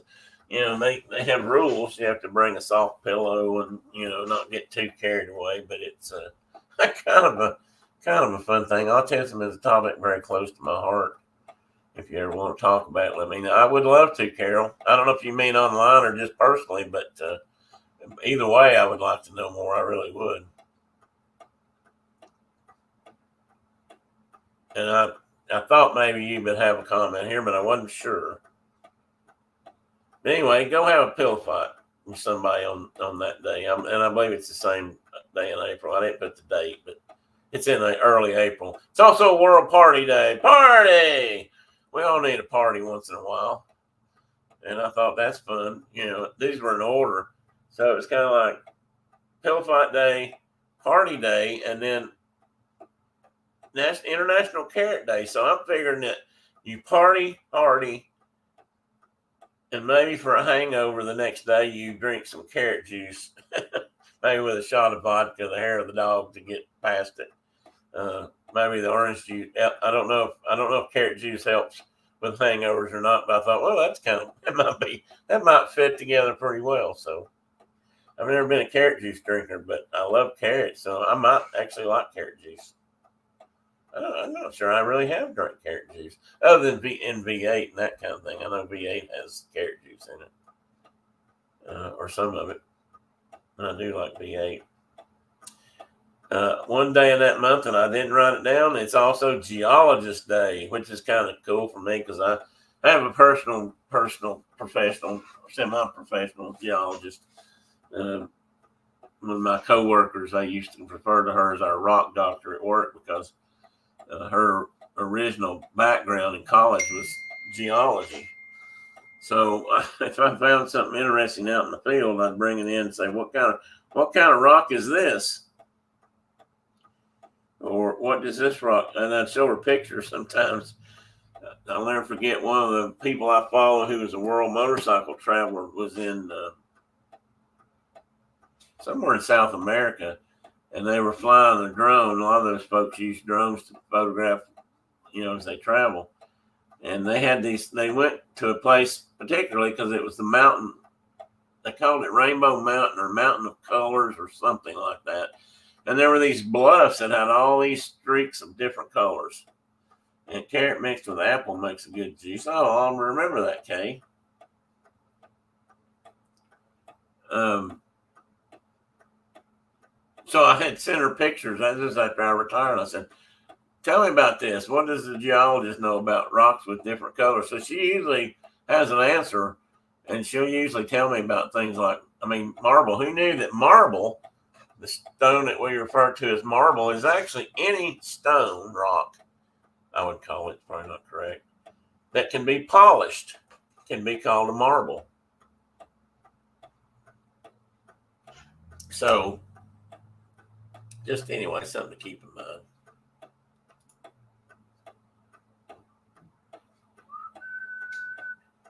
Well, how do I do? I'm going to try to do something here on the side, and I can't. No, I can't do no. I don't know how to do that. And now I've screwed up my screen. Well, that looks really different. There we go. Got it back. That's what I get for fooling around looking at stuff. So anyway, Geologist Day, and Brenda, some of the stuff Brenda's talking about is geology oriented. Hopefully, she's still in here. I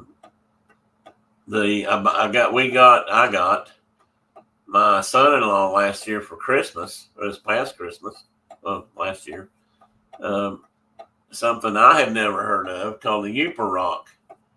And I didn't know what that was. I never heard of them. And now I know much more about them, or at least more in the sense of an amateur geologist, I guess. But, when you hit them with ultraviolet light, they glow and they turn red and they look like they're on fire. So one of the things I got him for Christmas, and he wanted some. So I thought, well, hell. And they really weren't terribly expensive, but they some people carve them, or they're reproducing them, but they seem to be carving them and into dragons and things like that. So, if you want to have a fire-breathing dragon, if you get a rock with a Uper stone in it in the right places inside it, and they are usually, inside the rocks, and you hit it with that light, it looks like they're on fire. So Kelly, our youngest, and Brad, who I got the Uper rocks for, she has a cabinet that is set up for that sort of thing with blue light in it, or black light in it, ultraviolet. For some of her radium glass, Brenda, correct me here if you're still here, some of her antique glass that kind of glows when you hit it with a UV light. Not sure how scary that is, but that stuff's around. I guess it's safe. It's been around for a long time now. And it's not, I don't know that it's radium, it's something, but it glows. And, or when you hit with the light, and there's usually green, but I think there's some other colors. But Uper lights and things, you put it in that cabinet, she does, and keeps that stuff, displays them. So it fit right in with that. You put the Uper light in there and boom. It's amazing. Carol, have you ever seen those up your way? And I think the only place you can find them is on the shores of Lake Michigan. I'm not positive of that. But what's interesting about that is the layer of the Earth's crust, or part of the Earth that Uper rocks are generated from. Look them up. If you don't know what Uper rocks are, they're really kind of interesting. I envision that somewhere down in the deepest part of Lake Michigan, there's a vein, a ore vein with these kind of crystals or rocks in them, and they're inside. I wouldn't say a crystal, but the rock that they're in is usually somewhat clear, or you can see into it a bit, because these rocks are usually kind of internal. Not always, but a lot of times, and it's just really cool what the light does to them. It's amazing. As a kid, Kay said that she loved collecting rocks. Me too. I used to have a whole box of rocks, and no, my mom wasn't all that happy about them either, because most of my rocks were not that special, except to me. And I had like things with mica and living along the edge of Tennessee, North Carolina. North Carolina has a lot of mineral ore deposits and mines of certain types, like mica, which you may or may not know, but mica can be split. It's almost like a glass, and I've only seen it mostly in small pieces, but they used to make them bigger, and you can peel it apart kind of like an onion. And they used to use them for the lenses and lanterns and things like that. So they mined a lot of mica in western North Carolina, and in fact, so much so that the Noachucky River is full of sand, largely because of the mining that goes on in North Carolina. Again, western North Carolina. But, I used to collect things like that, things with quartz crystals. I thought they were cool. Mom thought they were heavy and hard to move around. So, yeah, you look them up, Carol, because they're really neat. And she just put in something about Uper rocks. Thank you very much. You're kind of handy to have around today.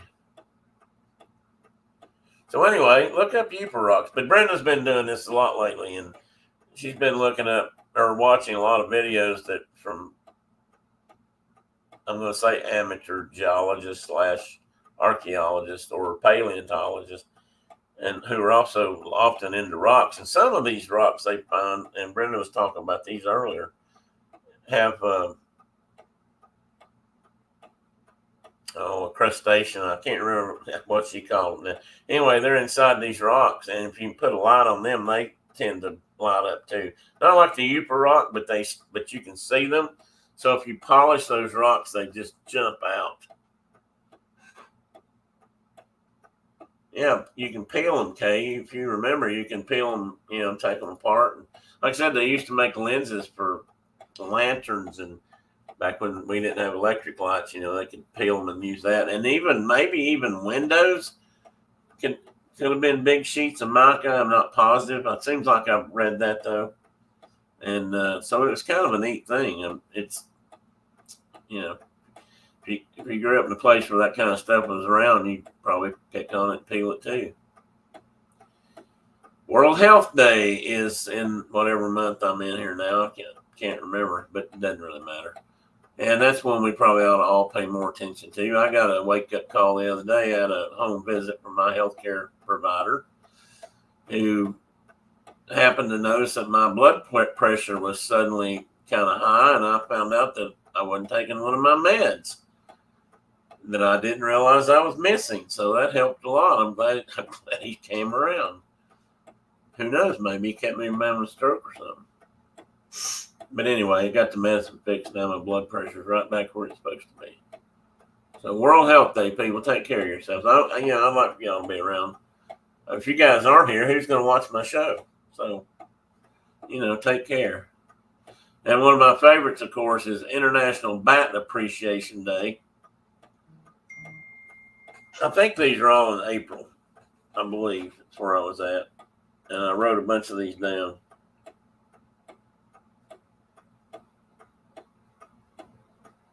Oh, Brenda wasn't able to get in chat. Now she's back. So now you can talk about the rocks. Sal, you missed all my Uper light conversation. I guess that's who was ringing my bell. I was getting several things there in a minute. Anyway, Bat Day, Bat Appreciation Day. And, a lot of people don't like bats. They think they're either, I don't know if they think they're icky or just scary. They're actually really neat and not nearly so scary. as you might think. And if you ever get to hold one, and now there's a lot of shows, you can see a lot of shows with zoos and biological information where they actually handle bats and you can see them. But they're beautiful. I mean, they are just little bitty mammals. I mean, they're like little bitty foxes in your hand or little bitty, I mean, a dog even. Their teeth are full of, their mouth is full of teeth. And they just have this soft fur. I mean, they're just cool. And they do so much good for us. They eat a lot of insects that would otherwise be overrun. And this guy, I think, is a fruit bat of some sort, so he's bigger. But it serves the same purpose. They're out there cleaning up the environment in that regard. And some of you guys have probably seen the big bats at Disney World in Animal Kingdom. Bats are cool, Tina says. Brenda says, I love bats. Okay, Atwood says, bats are cool as long as they're not in my house. We had one come down our chin. Well, Brenda's got a story about bats in the house. Not our house. Well, actually, I caught one in our last house. I just looked up and there was a gap in the chimney I hadn't noticed, and he just kind of come skirting around the brick of the chimney, and I happened to see him, and I thought, wow, I didn't expect that, so I caught him and let him go, took him outside. He probably flew right back around and got back in the attic somehow, because there are probably way more people out there that have bats in their attic than they realize. Carol says, I used to be afraid of bats because of the stories kids would tell about them when we were growing up. Now I like to see them because I know they eat mosquitoes.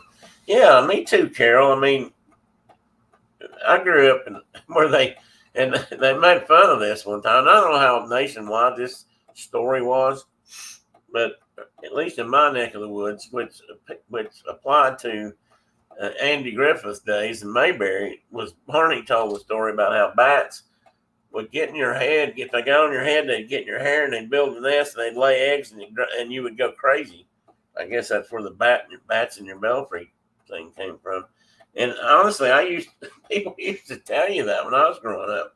That's what people said. You don't want bats to get in your hair because they'll lay eggs, and they don't lay eggs at all. I mean, they're mammals, so that's just kind of weird. We had a bat in our house years ago. I told Chuck to open up all the doors and windows and let him out. I caught mine and let him out the back door. I've handled a few bats, not saying you should handle a bat. I always use leather gloves because they will bite the crap out of you. If you are, they don't know. In a case like those bats, they don't know you're trying to help them get out of the house. And actually, they do have a mouthful of teeth, but they're just beautiful. So neat.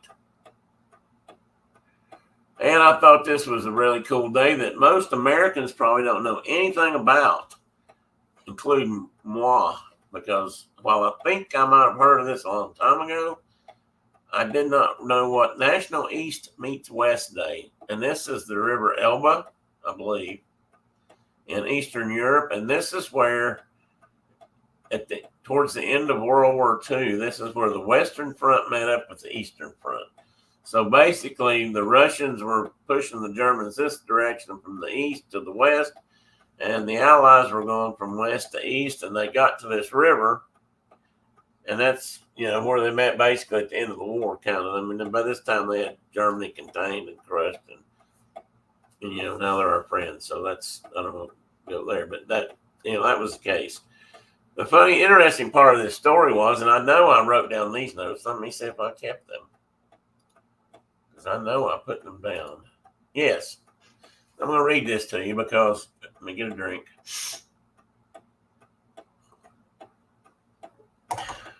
Hang on just a minute. Let me get something in my nose.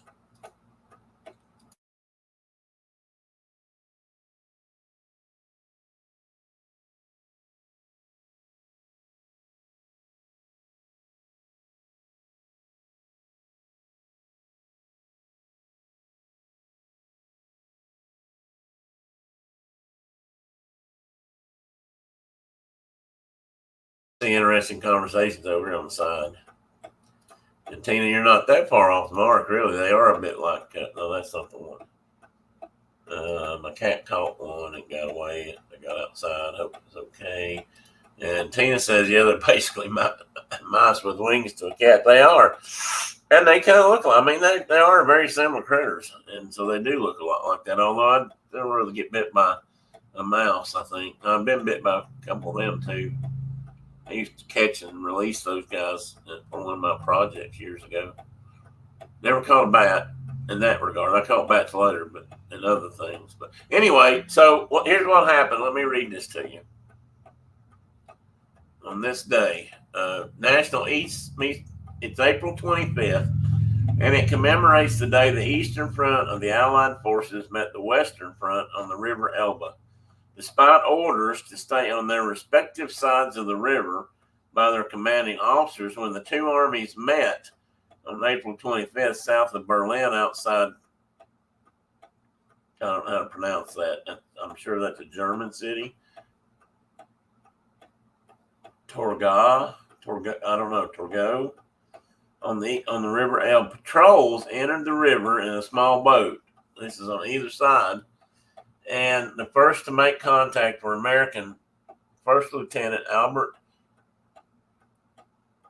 Kotzebue and Soviet Lieutenant Colonel Alexander Gardiev, along with their commands. So those two officers from both sides, east and west, which at that moment in time, we're not thinking about you guys are going to be our enemies someday and, we're not going to like you. They were celebrating the fact that the ending of World War II were getting really close to it. And I don't know what day, the 25th, what was the final day of World War II? Or VE Day, I mean. And anyway, I thought that was pretty cool. And but we don't celebrate that here. You don't hear much about that. There are probably some World War II veterans that are still alive that might know about this or did. But in this part of Europe, I think it's still recognized as an important day. So I thought it was kind of cool. So East meets West Day, guys, April 25th. Now, the next day I got here, I thought was a very interesting day. Tell me what you think about this. May the 2nd, we're moving into May, and May the 2nd is National No Pants Day. Now, what could be better than out having to take your pants off? I mean, they're restrictive, they might chafe you, but, so everybody should celebrate that on May 2nd. And not wear no pants. Michael Bacon says, count me in. There you are. I knew I'd wake you up eventually. Yep, National No Pants Day. I thought that was quite interesting. Well, April 21st or whatever, I think it's the 21st they celebrate, it's National Nudity Day, I believe, or they call it something like that. And if you're hiking the Appalachian Trail, you're just liable to run into somebody who's hiking naked that day. And it's not an uncommon thing, apparently, to happen or find out about. It's celebrated along certain parts of the trail, not by everybody, but by some people. So you may very well walk into a naked backpacker on that particular day, and that's sort of like No Pants Day. World Asthma Day is May 6th, and this one didn't used to be as important to me, but since I found out I have asthma, and I'm trying to stay more dedicated to my medication, which Brenda, I forgot to do this morning. I need to hit my inhaler when I get off. But I knew about asthma. I knew it was a bad thing for people. I knew it was dangerous for some people. I knew it was something to be concerned about and take care of. And I never dreamed I had it or would have it. And who knew, and I didn't know, that I could be diagnosed with asthma in my 60s. Early 60s, I found out I had asthma. And I looked at the doctor like he was crazy. I had gone to a pulmonary person. I was having some issues one of which was some really labored breathing that scared the hell out of me. And turned out my heart and everything was good, but I had asthma. And he asked me what I was taking for my asthma or how long I had asthma. And I said, well, never. I don't know what you're talking about.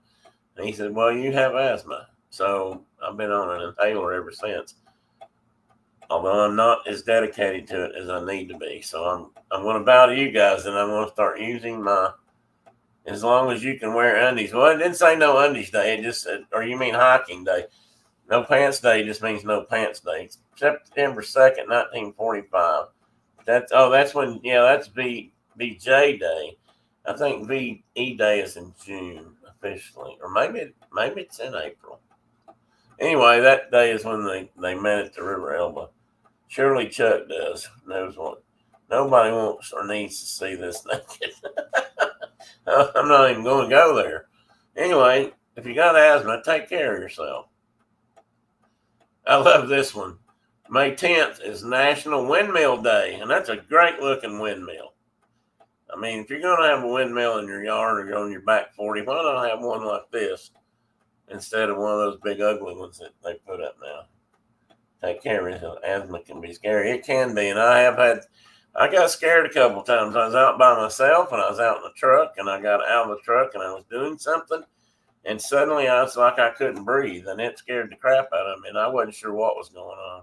I didn't know if it was my heart or if it was breathing, and my heart was okay, but my breathing wasn't okay, as it turned out. I'm sure it's time to go back and have all that checked again. But anyway, celebrate National Windmill Day. Put on your wooden shit, maybe if you want to be Dutch and do their windmill thing, put on some wooden clogs and go out there and dance around in the field.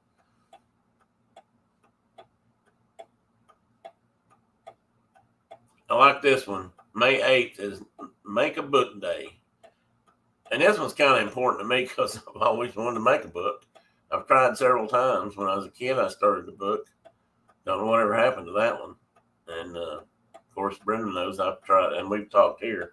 I've been working on some things with Mark and by myself for some time now. So, if I don't get to it before then, maybe on May 8th next year, I can make a book day.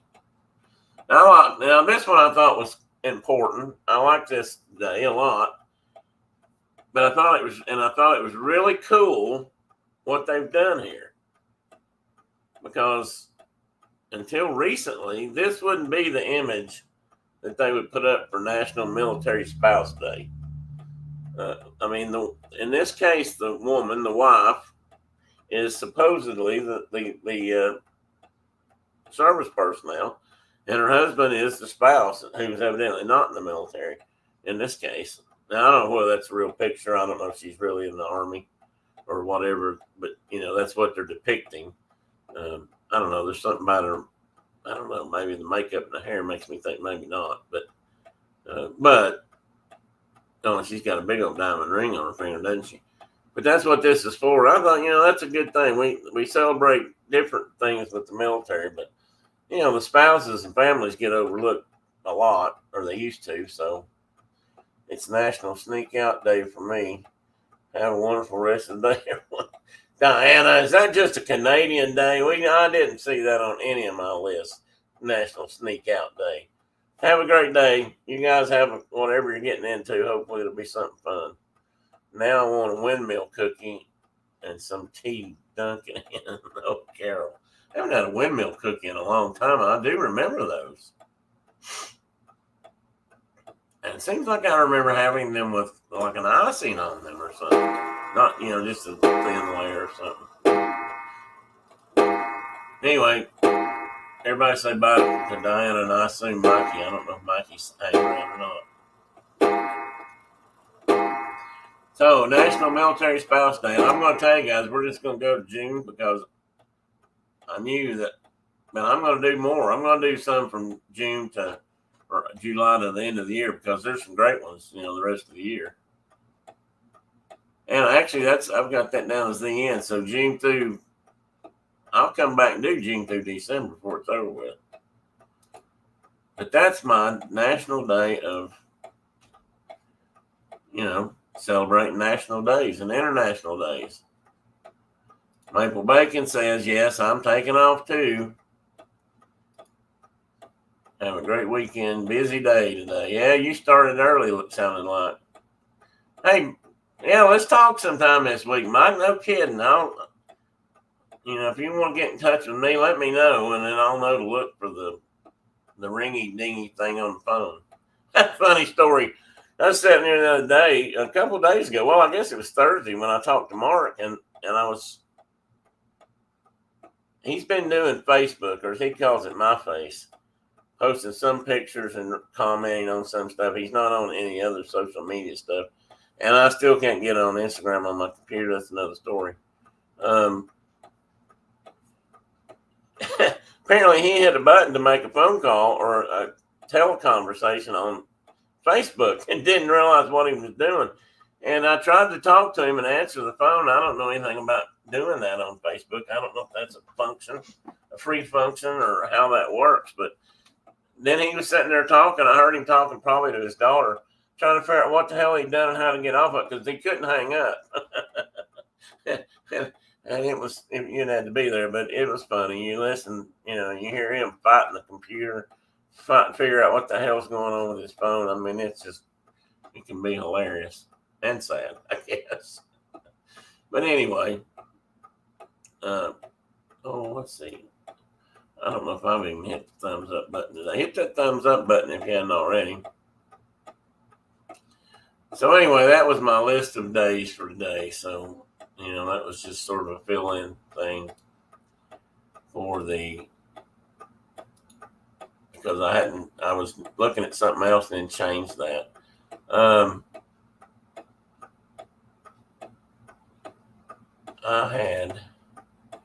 Of course, next time, July 1st is Canada Day, and July 4th is not really called United States Day, but it's our birthday, so it sort of is. I don't know if that's how the Canadian one got started or not. But I also know there's like a model train day, and because someday I want to, I don't know if I can do this. Can I do this? Probably. Maybe I can. I belong to a list of all the many things that I have that I do that I probably don't have time to do. This is one of them. And I always wanted to do this, never have. Maybe someday I will. But I always want to do, build this kind of what would I call that? Not a diorama, but it's, put in a mile railroad track and then build all the towns and countryside around it. I've wanted a Christmas train for years just to run, even if it's just something around in an oval, just to go around the Christmas tree or up on a table, because the cats probably wouldn't let it. I don't know. Our cats might not. They probably run from it, actually, until Teddy figured out he was bigger than it was. But I just always wanted to do this. I always thought I like trains, as you guys know we talked about last week, but I've always wanted to do model trains. And I don't know, it's the gearhead in me, I suppose. But I've always wanted to build backgrounds and they don't layouts, or they don't call them dioramas. Somebody used to call them dioramas, but let me see if I've got another picture of this. The one this guy has is huge, and I probably won't be able to do that. Oh, there we go. Let's see here and get a better angle. These are all his different layouts. So this, as far as I know, this is all the same guy. And that's like his whole basement. Looks to me like he has one huge layout. And I don't know if they're all connected or if they're different railroads altogether. But, I feel like there's probably a good chance that you could run a train from this one way, way back here and make it come up here to the city. Maybe. But he's done a really cool job. I've also learned recently that on the internet, or because of it, you can now get printable buildings like these. So you can print them out on your color printer and cut them out of cardboard or lay them out on cardboard. Tim, did you get your little Debbie's? Well, I got a couple of them, Brenda. Yeah, October's a great month, Kay. There's all kinds of things in October. What was I saying? Oh, you can cut these out now and paint them, color them, whatever. Build a house out of cardboard if you don't have the money or can't find actual model buildings, which they do make and sell. Some are wooden, some are plastic. Brenda's got it. I don't know, Brenda, who ended up with the Lionel train stuff? Did your brother end up with that? Her dad had some Lionel train pieces from, I guess, his childhood. I mean, I say pieces. I don't know what he had, but I don't know what all he had. But he had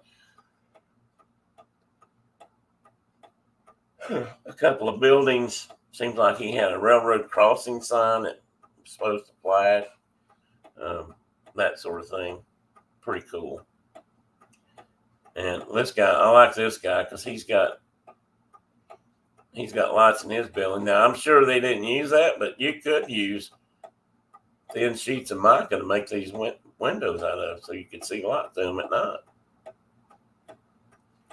This guy's got a really cool, there's a turntable where he's spinning train engines around. I mean, he's sitting there with a pair of shorts. I didn't know were in there. Obviously, those weren't national No Pants Day. Anyway, oops, covered my screen up. Stop. Oh, you're about to see a Honda take off there too, weren't you?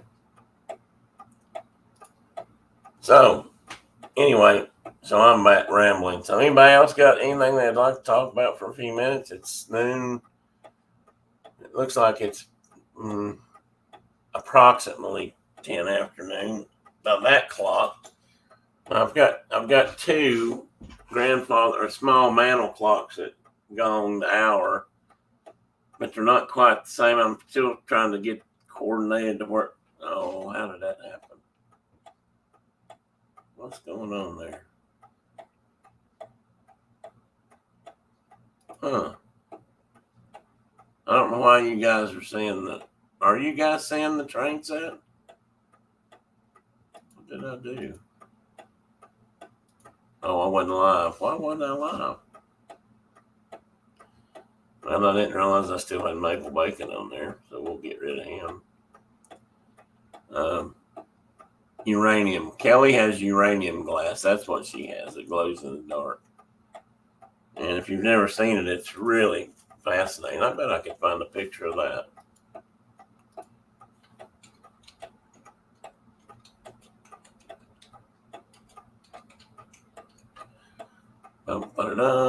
Okay, yeah, here's some. This would be really cool if you were into things like the Haunted Mansion, because if you look on this page where they say uranium glass images,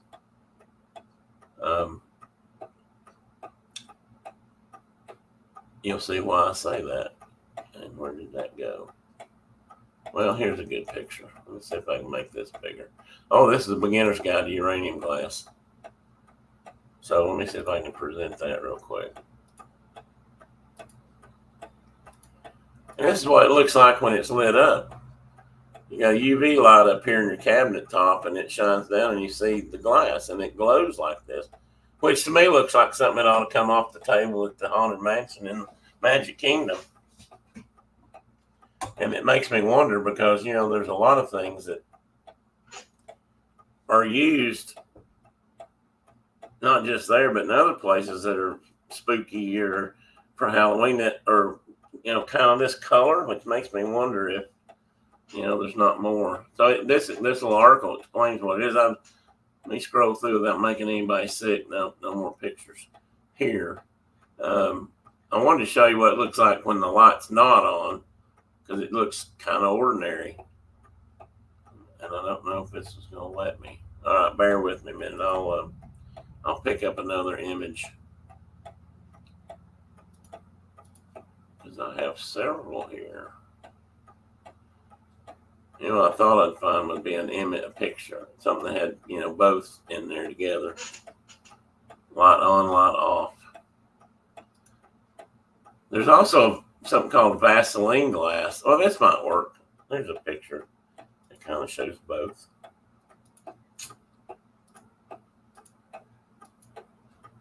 There. Here it is just sitting out by itself.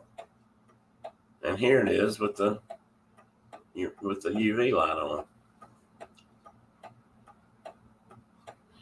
This says to confuse matters somewhat, this non-Vaseline glass might even be radioactive due to the presence of thorium impurities. Oh my. There's also something called Vaseline glass, which I hadn't heard of before, but I don't know anything about. This candlestick holder here is Vaseline glass, so it's a transparent yellow to yellow-green glass that owes its color to its uranium content. So Vaseline glass does have uranium content. Purists might argue that the green sugar bowl in the picture should not be considered Vaseline glass because an additional colorant, probably iron, here we go, we're going to learn what's in glass, has been used in addition to the uranium to produce the green, to make it a different shade of green. These cognoscenti might describe it. These cognoscenti, I guess those experts, describe it as depression glass, which is what I've always heard it called up until a few years ago when I learned it would glow in the dark and all that. Because my mom had a couple pieces of depression glass that the kids have, or one of the kids has now, and but the ones we have, the depression glass we've had in the past was more of a brown or yellow color. It wasn't bright like this. I'm going to show you this one more picture, and I'll stop. Here's an example of one that's got, they've obviously added something else to it, so you can, see it better. That's a neat glass. Pedestal eye wash cup. That's an eye wash cup. Okay. I thought it was something else. If I click on this, does that say? Yeah, you can see that. So there's Vaseline glass. Or might be, that's yellow uranium, so that's not Vaseline. This is interesting. Here you've got something that doesn't look like that at all, but here's what it looks like under the light. It says, I found what I thought was uranium, but apparently it was not. I'll have to read up on that. I don't want to do that right now. There's a lot of cool pictures, though. This person has lots of... Oh, an ink. That's cool. That's an inkwell set up.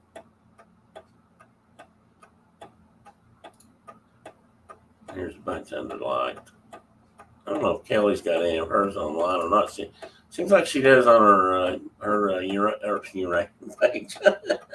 Her Instagram page. Seems like she has some posted pictures of her uranium glass. Seems like. Now here's a way to identify some of it. Oh, cool. This is interesting here, yeah. Urano pink and uranium yellow.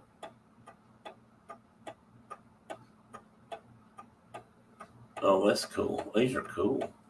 Anyway, it's really neat stuff. If anybody, I don't know, maybe nobody here is into collecting glass, but some of that stuff that was made in the 20s and 30s, probably around the turn of the century, 1900s, was kind of cool.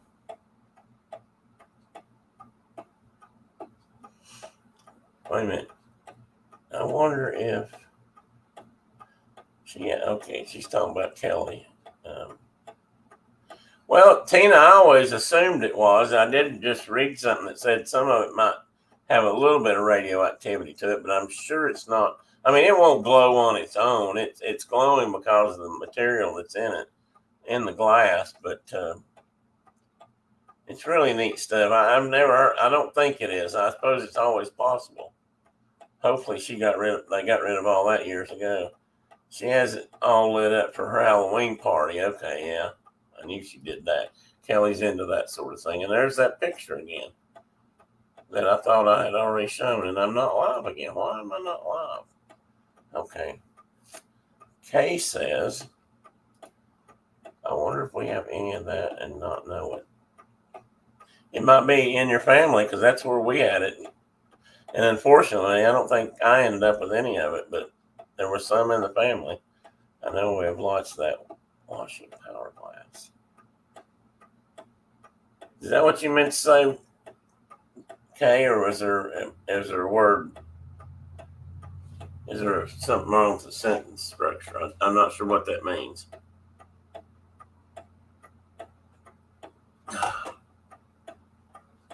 Anyway, it's cool stuff. It's interesting stuff. I would not eat out of it. Brenda says she would not eat out of it. Well, we'd have to verify that before we ate out of it. Maybe I wouldn't eat out of it just because it's a collectible, and I tend to break things. So at least I've heard that. I've heard that I do. There are some people that seem to think I got dropsy. I got my pocket watch going. I've been trying to keep them going, and unfortunately, I think I've messed with this one, and it now is running a little bit fast because it says it's 12:15, and it's only 12:11. So I think it's picked up a couple minutes since I said it, and that means that clock is fast. And that one's a couple minutes slow, so I need to adjust my clocks. These two TikTok clocks, mantle clocks, have actually been keeping really good time. The set problem is my fault. I've had trouble getting the hands adjusted just where they're supposed to be. Kay said, yes, we have glasses that came in. Washing powder. Yes. That was a thing. My mom had a few of those, but they were even more probably in the family from before that, because when mom was growing up and stuff, we used to get glasses out of washing powder, and we used to get them out of oatmeal and probably some other things too. But I almost bet that yeah, there was some of that kind of stuff came out of that you got in washing powder. I wouldn't doubt that a bit. I know what you're talking about now. Isn't it funny how they used to give away things like that to get you to buy their soap, and now they don't. Now they don't give you anything. But still, they sell it to you. In fact, they sell you less and less. So, as a rule, yeah, generally. But then again, so those candy bars and potato chips and all kinds of shrinkflation, they call that.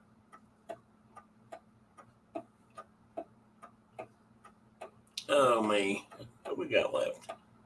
We got several people still here, apparently. Cool. Anybody want to talk about our grandfather clock? Loses a few minutes every day. He has to reset it every few days, or it isn't even close. Yeah, I mean, and you can have that adjusted. They can actually speed them up or slow them down usually. This one here that I call my family clock, or a sensible clock, because it came from mom's side of the family somewhere. It actually seems to keep good time, but it's older. The hands are kind of loose, and I don't want to break them.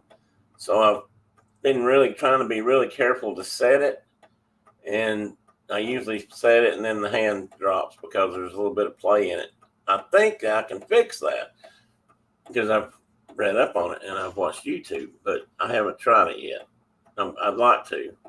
I'd like to actually take the face off that one and maybe clean it. I saw a guy take one apart one time on YouTube, and he took the clock mechanism out and actually set it in like a Tupperware box, for all of us who remember Tupperware, whatever they call it now, and with soap and water, and just washed it, basically shook it around, washed it out, because it's primarily brass, so it won't rust so much. I'm not sure if this one's got some of the cheaper ones, which most of these are, might have some steel in it, but you can clean that up. But then you take it out of the soap and water and clean it and oil it, or make sure it's not got any water left in it, put it back together, and they tend to run better. But I haven't tried that yet because I'm scared to. I want to, I don't know what you call a watch or clock expert. There is a name for it, horologist. Anyway, the guy that works on my pocket watches, I asked him about that. And he said, I don't know if I've ever seen that done because he has a shop that's just absolutely full of, grandfather clocks and mantle clocks like this and little wall clocks that ding and ring and tick tock. And he said he hadn't tried that particular method, but it might work. I want to try it. That I would die if I hurt my clock and it didn't run again because it's just family. I actually didn't know it would run when I got it. Mom gave it to me. She couldn't remember for sure who had it. I think it was Grandma's, but I think one of my uncles might have had it, and I believe his son may have given it to Mom. But we ended up with it, and I like it. And I don't know where they got it. I don't know how much it cost back then. It's a Sessions clock, which was a brand that was fairly common in the 20s and 30s, I believe. Not the most expensive timepieces in the world. So, the fact that it still runs and keeps decent time at all is probably a miracle. And it has a good gong in it, which I didn't know how that worked either till recently, and I read up on it. It's kind of cool. I don't know if I can adjust the sound or not. I haven't tried that yet. Takes 2 keys to wind it up.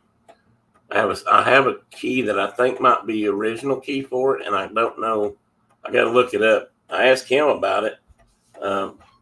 Let me see. I'm going to block the camera a minute with my body here.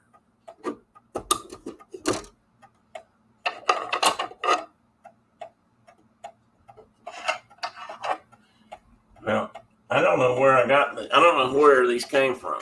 I don't know if anything here came with the clock. I'm doing a Diana sneaking out. Ma, where are you going? You don't have anything to do. Hang around. You're rotten.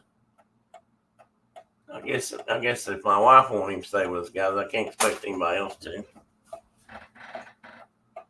I'm not where she thinks she needs to go, but I guess she's got to go somewhere. Anyway, I've got this one, which is, fits my clock, the drive piece, and it's, actually have 2 springs. You have a spring for the gong and a spring for the clock.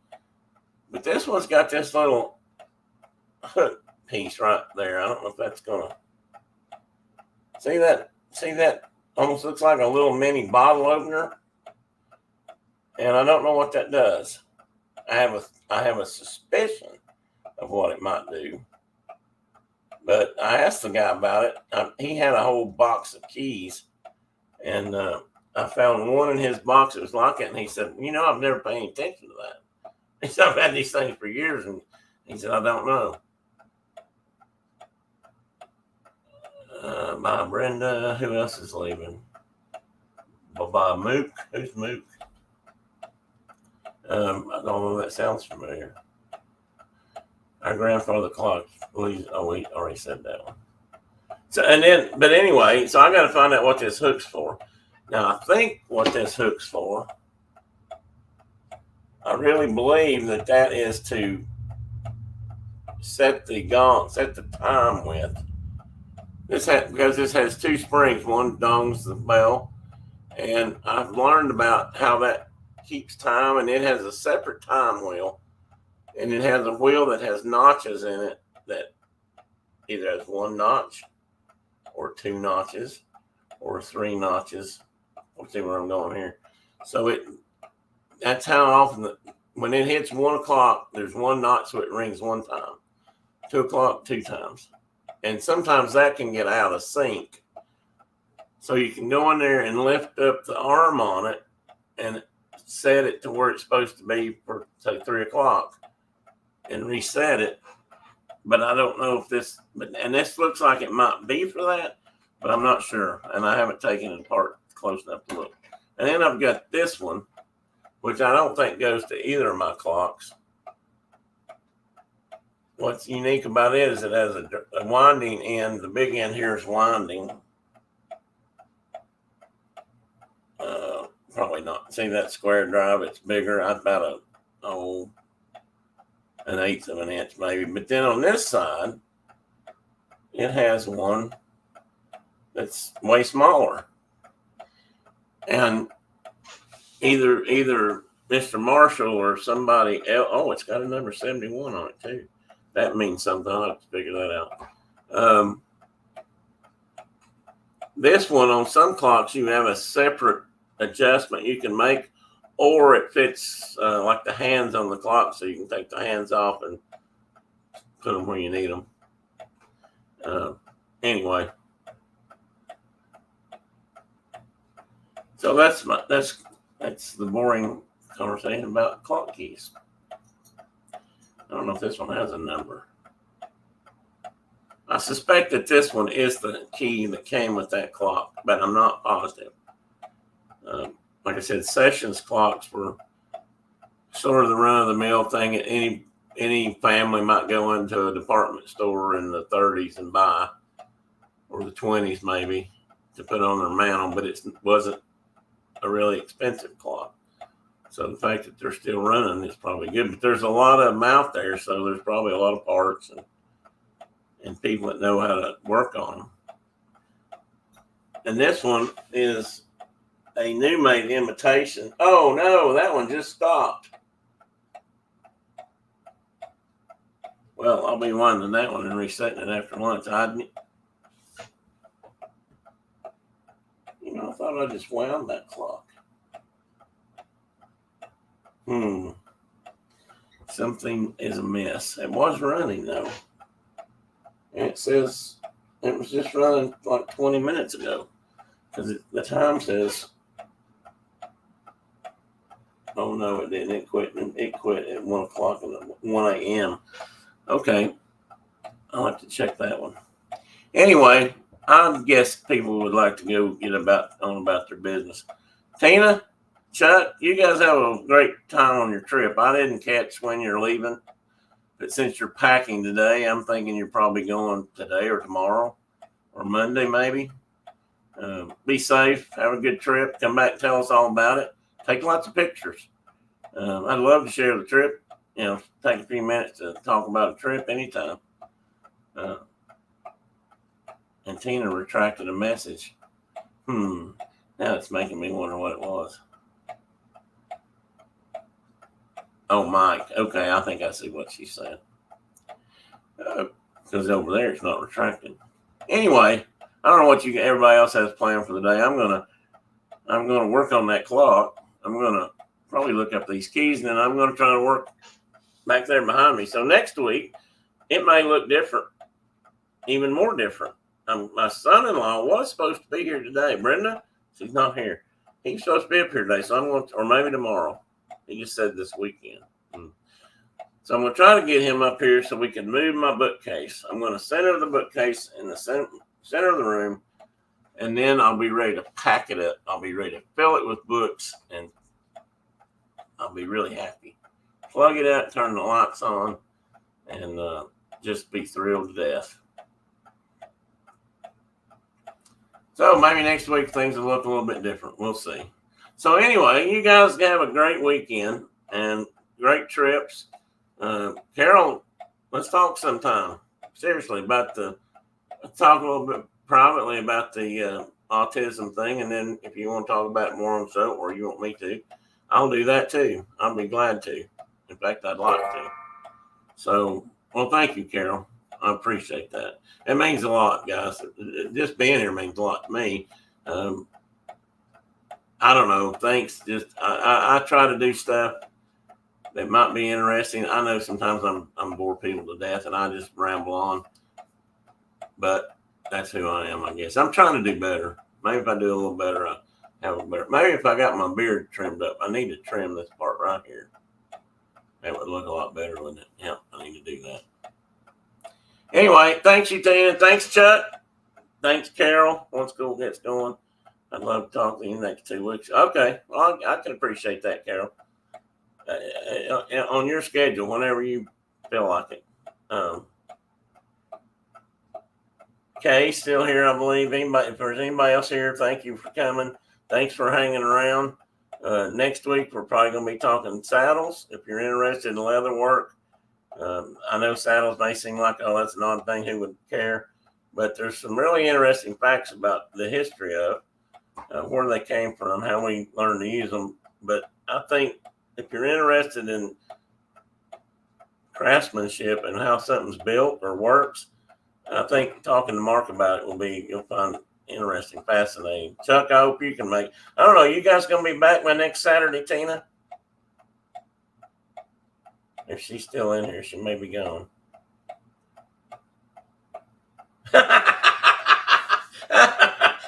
Thank you, Tina. I really appreciate that. Mark gives me so much hell about that. And I'll be honest with it turned into something I didn't mean for it to. So, okay, have a wonderful weekend. What was that? 2 weeks from tomorrow, if you want to come help. I missed something. Oh, laundry. Maybe that's what she said. All right, guys. Have a great weekend. Thank you. Love y'all. Thanks for being here. I really do appreciate it. It means a lot to me. And it probably does to Brenda because it keeps me out of her hair, even though she's not in here to say that. But I'll say it for her. And I really hope soon that I get Teddy up here. I want Teddy to get back in the show. I mean, I know he doesn't do anything. He didn't say anything, but it's nice to have him around. And, get back with my boy. I still got his chair back here waiting on him. So, anyway, thank you guys. I'm going to let you go. I'm going to shut up, quit rambling here, let everybody go get busy with your day, and I'm going to find something to do also. And I hope to see y'all real soon. Bye-bye.